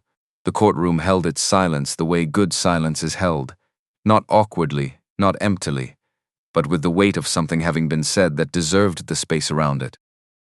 Priscilla let it breathe, then, "Thank you, Mr. Webb." Day 7. Conrad Hale took the stand. Jeffrey Brandt, Conrad's attorney, had prepared him for 6 days. Jeffrey was experienced in exactly this kind of case, the kind where the facts were not in dispute and the only available strategy was context. Framing, the language of human complexity applied to human failure. He had coached Conrad carefully. Do not get defensive. Do not explain unless asked. Answer only what is put to you. Let me do the work. Conrad had nodded each time, said he understood. He sat in the witness chair in a suit that was, objectively, better than the gray one across the room. And he looked smaller in it than Marcus had looked in his. Jeffrey walked him through the morning of October 9th with careful, leading questions. The professional pressure, the unexpected nature of the meeting, the communication failures that had led to a situation where Conrad had not been adequately prepared. The heat of the moment, the language of a man who had misspoken under conditions of stress, and then Priscilla stood up. She approached the witness stand without hurrying. She had the particular quality of a trial lawyer at the height of their powers, the absolute economy of movement, nothing wasted, nothing performed, every action in service of a single purpose. "Mr. Hale," she said, "I'd like to play something for the court." She pressed a button on the laptop connected to the room's audio system. 38 seconds, Conrad's voice, in his own boardroom, on the morning of October 9th, every word in the order he had said them, at the volume he had chosen, with the tone he had used because it had felt, in that moment, like simply stating the obvious. Who let this animal into my boardroom? The courtroom received it without movement, the way a body receives something it has been bracing for, not with drama, but with the particular stillness of impact absorbed. Don't you dare touch me with those hands. At the plaintiff's table, Marcus looked at the surface in front of him. Not at Conrad, not at the jury, at nothing in particular, in the way of a person listening to something that is still, even now, difficult to receive. You people disgust me. Priscilla let the silence after the recording exist for 5 full seconds. Then she looked at Conrad. "Mr. Hale, is that your voice?" Conrad's jaw worked. "Yes. Is that your boardroom?" "Yes. Is that you refusing to shake the hand of a man who had traveled to your offices for a scheduled meeting?" Jeffrey was on his feet. "Objection. Compound question." "I'll simplify," Priscilla said. "Mr. Hale, did you refuse to shake Marcus Webb's hand on the morning of October 9th? Conrad looked at his hands on the railing, both of them, the hands that had not extended, the hands that had come down flat on a folder and sent 68 pages across polished mahogany. "Yes," he said. "And when you used the phrase 'someone like you,' which 11 witnesses have testified you said twice, in the same meeting within the same 10 minutes, what did you mean?" Jeffrey, objection calls for speculation. He said the words, "Your Honor." Overruled. Answer the question, Mr. Hale. Conrad looked at Priscilla, then at the jury, then involuntary, the way the eye moves toward something it recognizes before the brain gives permission, at Marcus. Marcus was still looking at the table. Still. Patient in the way of someone who has already done everything that needed to be done and is now simply present for the accounting. "I meant," Conrad stopped. The coaching in his head said, "Don't explain." But his mouth kept moving because silence felt in that moment more incriminating than words, though he was wrong about that. In the context of the situation, the way things had been handled, I was reacting to Mr. Hale. Priscilla's voice was not unkind. Just precise, like a tool used correctly. What did you see when you looked at Marcus Webb that morning? The courtroom waited. Conrad opened his mouth, and something happened in his face that Jeffrey Brandt, who had known him for 9 years and prepared him for 6 days, had not seen there before. Something that moved through the careful arrangement of a confident man's features, like weather through a landscape that had not expected it. Not remorse, not shame. Something more fundamental than either. The specific thing that happens to a person when the gap between who they believe themselves to be and who they actually are collapses, suddenly, without warning, without the gradual preparation that might make it survivable with dignity intact. He couldn't answer the question. Not because he didn't know the answer, because the answer, said aloud in this room, would make permanent something that some part of him was still hoping could remain unconfirmed. Priscilla waited a full 10 seconds. Then she said quietly, "No further questions." The jury deliberated for 2 hours and 43 minutes. Guilty on all counts: racial discrimination, defamation, intentional infliction of emotional distress, personal damages, $9.5 million. The judge delivered her statement into the official record. Every word chosen with the awareness that it would be read again. Mr. Hale, you did not simply insult a man. You weaponized your position, your authority, and your prejudice to strip another human being of his dignity. You did so publicly. You did so deliberately, and you did so because you believed that the color of his skin made him less than you. This court finds your conduct not merely unprofessional but intentionally cruel. And this verdict reflects not just the harm done to Mr. Webb, but the message this court sends to anyone who believes that power excuses contempt. The gallery was quiet when she finished. Not the silence of shock, the silence of something having been said correctly. The particular quiet that settles over a room when the right words have finally arrived, and everyone present is deciding where inside themselves to put them. At the plaintiff's table, Priscilla placed her hand briefly on Marcus's arm, said nothing, didn't need to. Marcus nodded once. Looked at the table in front of him, then looked up at the window on the far wall of the courtroom, where the afternoon light was coming through in the way that April light comes through windows, clean and specific and indifferent to what was happening below it. He had things to do. Brooklyn, New York, the same morning Marcus Webb was not in the courtroom when the verdict was read. This was the detail that traveled farthest, that got repeated in offices and over dinners, and in the particular conversations that women of a certain age have with each other when something in the news catches them in the chest and won't let go. Not the verdict itself. The verdict was expected by anyone who had listened to 38 seconds of audio, not the damages. Not even the judge's statement, though that traveled too. The detail that people returned to was this: Marcus Webb was in Brooklyn. Specifically, he was sitting on a folding chair in a building 3 blocks from where he'd grown up, drinking coffee from a paper cup, talking to a contractor about electrical outlet placement. The building was half finished, plywood floors, drywall that had been mudded but not yet sanded smooth, extension cords running from a generator to work lights that made everything look slightly golden in the April morning.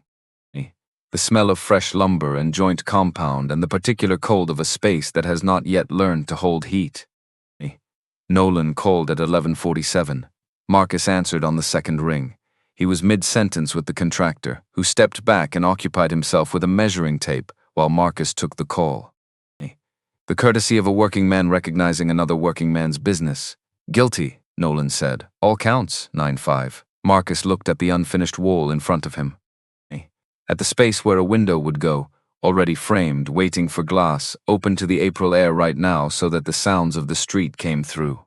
A car, someone calling out to someone, the particular texture of a Brooklyn morning. "All right," he said. "Marcus," Nolan started. "Thank you, Nolan." He ended the call, put the phone in his pocket, turned back to the contractor. "You were saying about the east wall," Marcus said. The contractor looked at him for a moment. Then, "Right? East wall. The way the room is oriented, if we put the outlets at standard height, they're going to be behind where the chairs sit. I'd recommend dropping them 6 inches and— Do that, Marcus said. Whatever makes the room work for the people in it. The contractor nodded and went back to his measuring tape. Marcus finished his coffee. Outside, on the brick wall facing the street, a brass plaque had been mounted that morning. Marcus had approved the text 3 weeks ago. Simple lettering, no flourishes, the kind of thing that doesn't need to announce itself. The James Webb Entrepreneurship Center, founded to prove that where you start does not determine where you finish, not Marcus's name. James's, the man who had never had a courtroom, who had never had 12 witnesses or 38 seconds of audio or a judge reading a statement into the official record. Who had sat at a dinner table on a Tuesday night with a plate of cold food and a boy across from him asking hard questions and had answered them as honestly as he knew how. Who had gone back the next morning because that was what you did. Various locations, the months after Conrad Hale moved to a rented house in upstate New York in November. 2 bedrooms, white paint peeling from the wooden shutters in long strips, like something slowly revealing what was underneath. A kitchen that admitted drafts from windows that had warped in their frames over years of winters nobody had attended to. A view from the main window of a residential street that went quiet by 8 in the evening and stayed quiet until 6 the next morning. He drove himself up, 1 car, the back seat holding 3 boxes that contained, in total, the portable evidence of a career, files, photographs, 2 awards from industry associations that had seemed important when he received them, and now seemed like objects from a different person's life. He had called Preston before he left. Preston had answered, listened while Conrad explained about the house, the plan, the temporary nature of the arrangement. There was a silence at the end of Conrad's explanation that lasted long enough to have its own meaning. "Okay, Dad," Preston said. Not, "Come stay with us." Not, "Let me know if you need anything." Just, "Okay, Dad." The specific economy of a son who had said what needed saying on the night of the audio and had nothing to add. Conrad understood. He didn't push. He made his own coffee in the rented kitchen. He went to the grocery store himself and learned, with some difficulty, to plan more than 1 day ahead. He learned that the dryer in the basement needed an extra cycle for anything heavier than a dress shirt.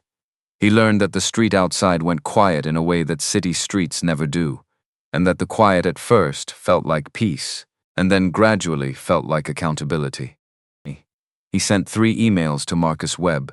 The first one, written at 6 in the morning on a Saturday, in a voice that still somehow groped for leverage, referenced professional obligations and the broader implications of the situation for the industry.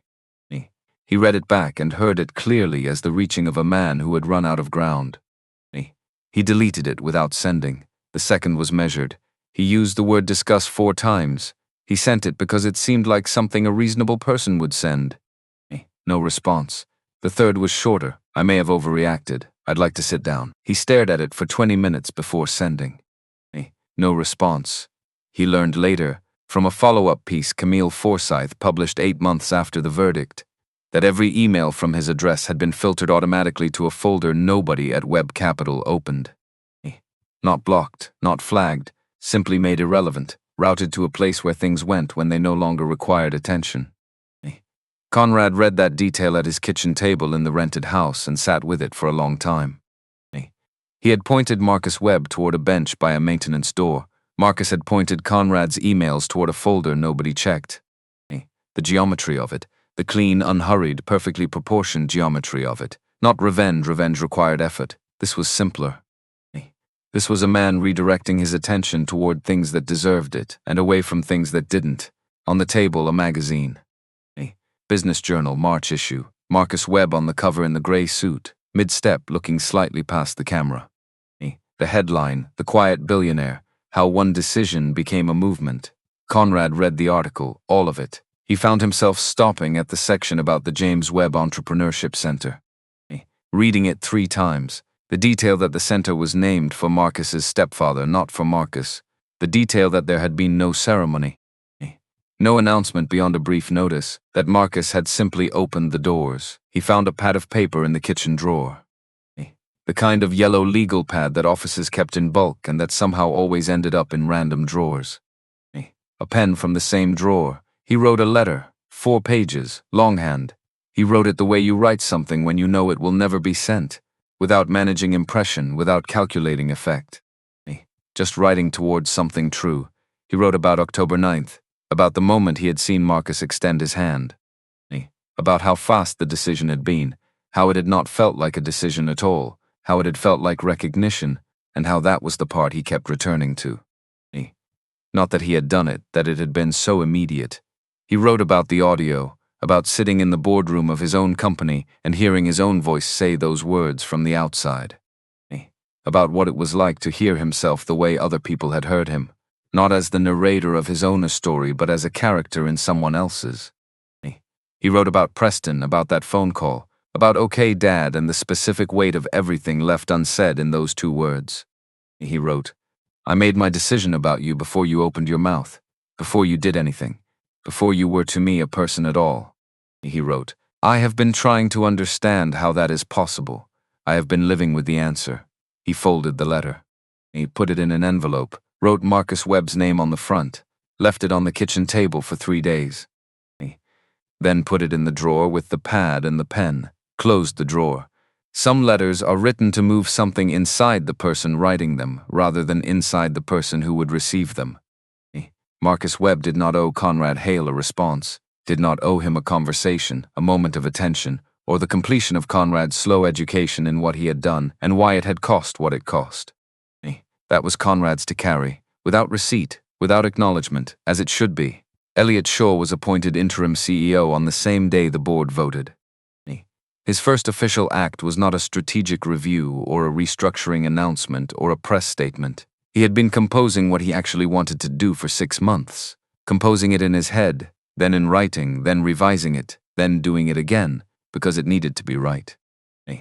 He stood in the lobby of the Huxley and Crane building at 9 o'clock on a Thursday morning, not in a conference room, not behind a podium, in the lobby beside the reception desk, in front of the wooden bench beside the door marked maintenance. He had told the administrative staff the night before, anyone who wanted to attend was welcome, he would be brief. It was not mandatory. They came anyway, most of them, filling the marble lobby floor in clusters, holding coffee cups, reading his stillness as they walked in and adjusting accordingly. Elliot had no notes. He had written the words down enough times that they had moved from paper into him. He told them what had happened on October 9th, not the official version. There was no official version anymore. The actual version, the man who had arrived with a briefcase and a proposal, the bench beside the maintenance door. The 27 minutes, the boardroom, a hand extended toward another hand. What Conrad had said, and then he told them about himself. "I sat at that table," Elliot said. "I had spoken to Marcus Webb's office 4 times in 4 months. I had read his proposal. I knew exactly what was happening in that room and what it meant." He stopped, gathered the next sentence the way you gather something that keeps trying to escape. And I said nothing, because I told myself it wasn't my place, because I calculated what speaking would cost me. Because I was afraid. His voice broke on that last word. He didn't stop. "I'm not asking anyone to forgive me for that. I'm telling you what I did because this building deserves to know what happened in its name, and because the only honest way to build something different from what this place has been, another stop, shorter this time, is to be accurate about what it was." He folded nothing because he had nothing to fold. He simply stopped speaking when he was done. The lobby was quiet for a moment.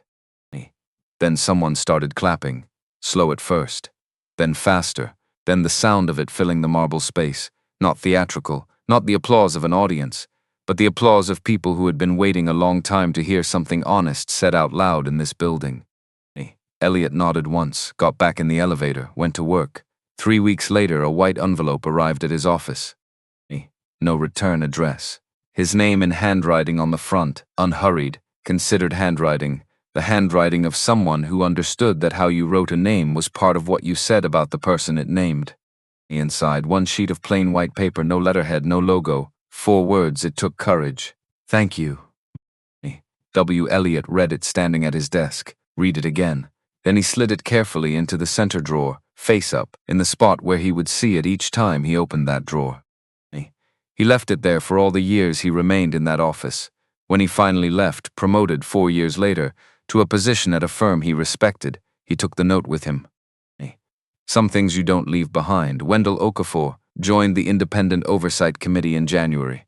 He drove himself to his first meeting in a car he'd owned for 7 years.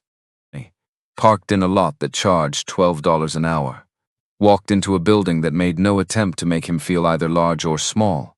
Just a building, with a conference room on the 4th floor and 4 other committee members already seated at a plain table. He sat down, opened the first file. He knew some of the names in those files. He knew them the way you know people you've worked beside for years. Not their full stories, but the particular details that accumulate when you share for a floor and a kitchen and a coffee machine that required 3 specific steps to operate. The engineer who arrived before 7 every morning. The analyst who kept a photograph of her 2 kids at her desk and updated it every school year. The administrative assistant who had covered the desk outside Conrad's office, and who had been the first person in the building to arrive on any given morning for 8 years. All of them gone, all of them carrying the weight of a decision they had no part in making. Wendell worked through the files carefully. Not quickly, with the sustained attention of a man who understood that the work itself was the point. Not recognition, not narrative, just the work. The records, the patterns, the names of people who deserved to have someone look at what had been done to them and take it seriously. He thought sometimes about the phone he had kept face down on a conference table for 3 years, about the loneliness of that. The daily act of recording things nobody had asked you to record for a purpose that nobody had promised would come. Sitting with the weight of something important and having nowhere to put it. He thought about Marcus Webb picking up pages from the floor. 1 page, then the next, without rushing, without asking for help. He went back to the files. Marisol Vega said yes to the conference in Chicago. She flew there on a Tuesday, which felt like the right day, though she could not have said why, and stood at a podium in a hotel ballroom in front of 200 people and talked about 9 years of saved emails. She talked about documentation as an act of faith, about keeping records because you believe that one day truth is going to need evidence, and you want to be the person who has it. About the algebra that runs in the background of every professional interaction when you are someone the room has decided in advance to discount.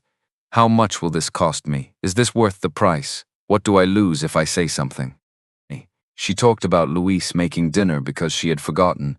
She talked about Camille calling.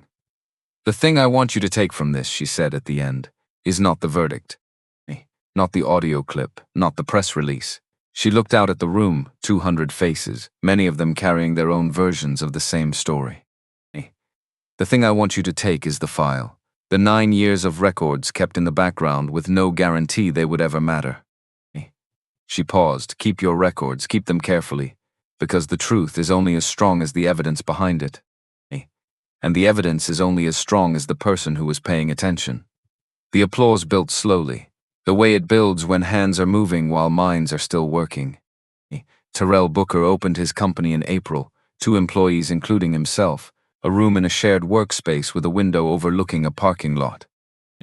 A logo he had revised 14 times at his kitchen table, which was 12 times too many and still felt right.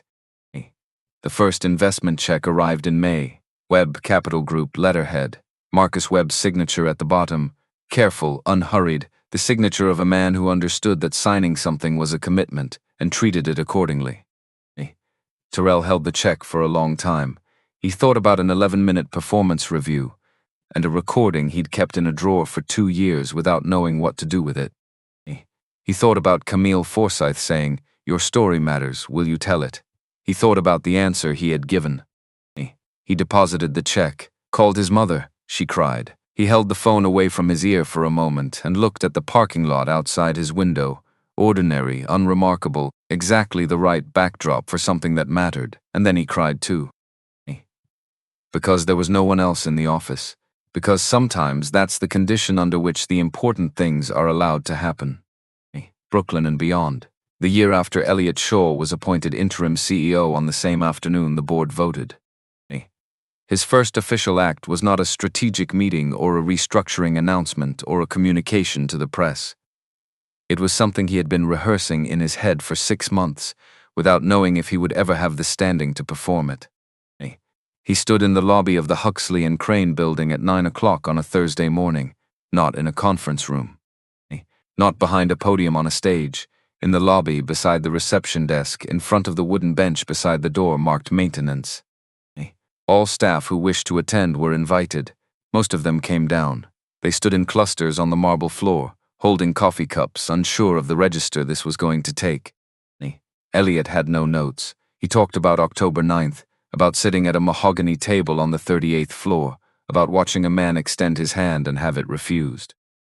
About watching 68 pages of work get scattered across polished wood, about a man picking up those pages, one by one in silence, while 12 people watched and said nothing. He talked about himself, about fear that dressed itself as professionalism, about the specific cowardice of a person who knows what is happening and calculates the cost of speaking and decides the cost is too high. I sat there, Elliot said. I knew who Marcus Webb was. I had spoken to his office 4 times in 4 months. I had read his proposal, and I sat in that chair and I said nothing, and I told myself that it wasn't my place, and I told myself that saying something would cost me something I couldn't afford, and I told myself a dozen other things that were all true and all completely beside the point. His voice broke on the word point. He didn't stop.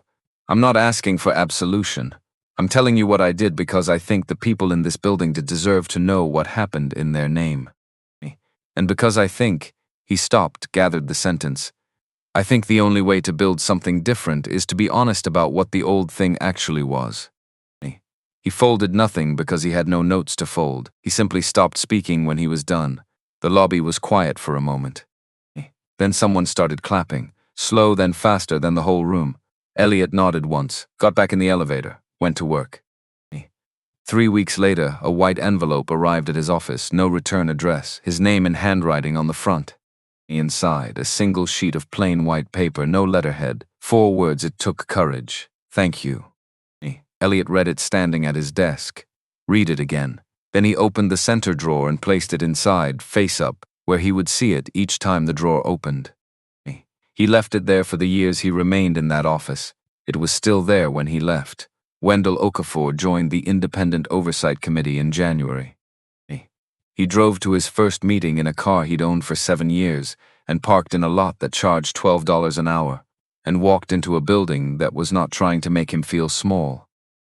He sat at a plain conference table with 4 other committee members and a stack of personnel files going back 8 years. He knew some of the names in those files.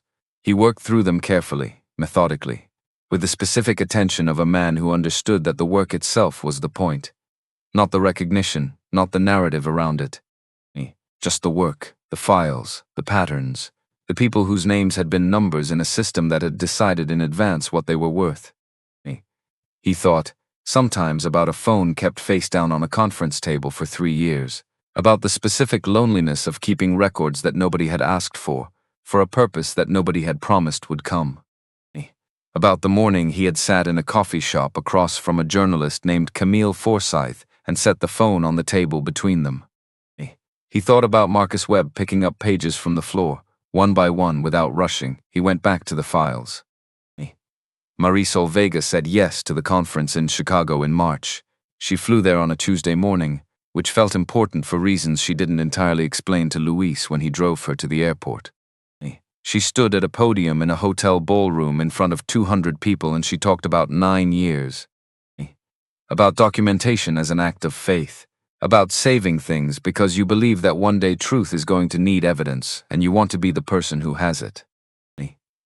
She talked about the morning she walked out with a cardboard box and sat in her car for 20 minutes without crying, just sitting, doing the arithmetic of what she was supposed to feel, and finding that the numbers didn't add up to anything she recognized.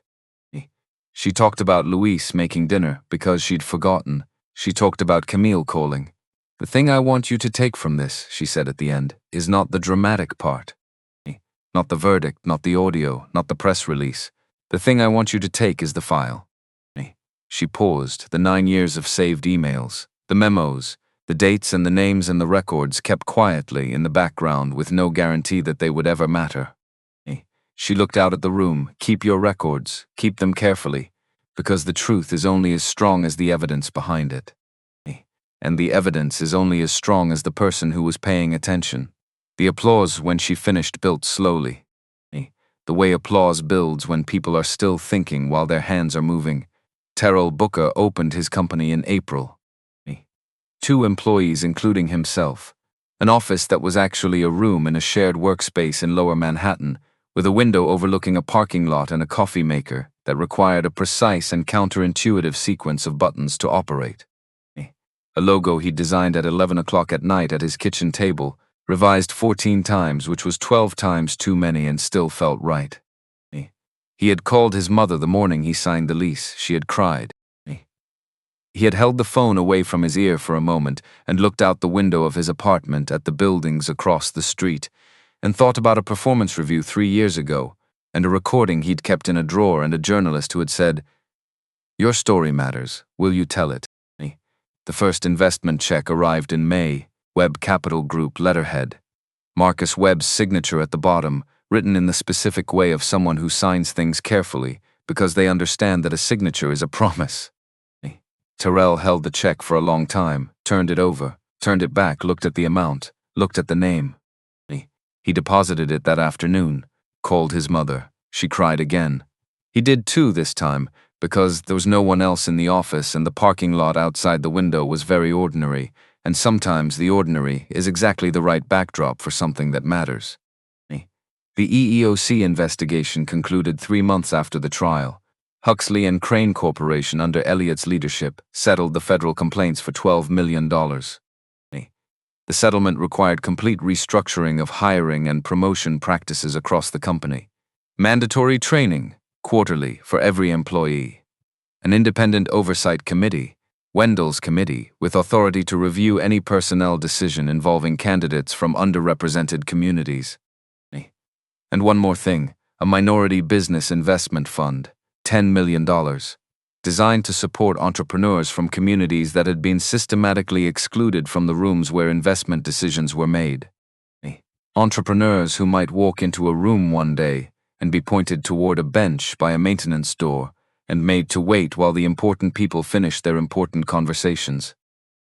Terrell Booker's company was the third recipient. The center opened on a Saturday morning in October, not with a ceremony, not with a ribbon. Just doors open, chairs arranged in a half circle, a coffee maker in the corner that worked reliably if you treated it with patience, and 23 young entrepreneurs who had been told by someone who knew someone that there was a man in Brooklyn worth listening to. Marcus arrived at 7:30 and helped set up the chairs, not because he couldn't have had someone else do it. Because James Webb had taught him that you didn't ask people to do things you were unwilling to do yourself, and because the room wasn't finished until you'd arranged it with your own hands. He wore the gray suit. He wore it every time he came to this building. The 23 people who filled the chairs that morning were between the ages of 22 and 41. Different industries, different boroughs, different stories that all contained a version of the same chapter, the one where someone had looked at them and decided in advance what they were worth. Marcus talked with them for 2 hours, not at them with them. The distinction mattered and he was careful about it. He answered questions, he asked his own.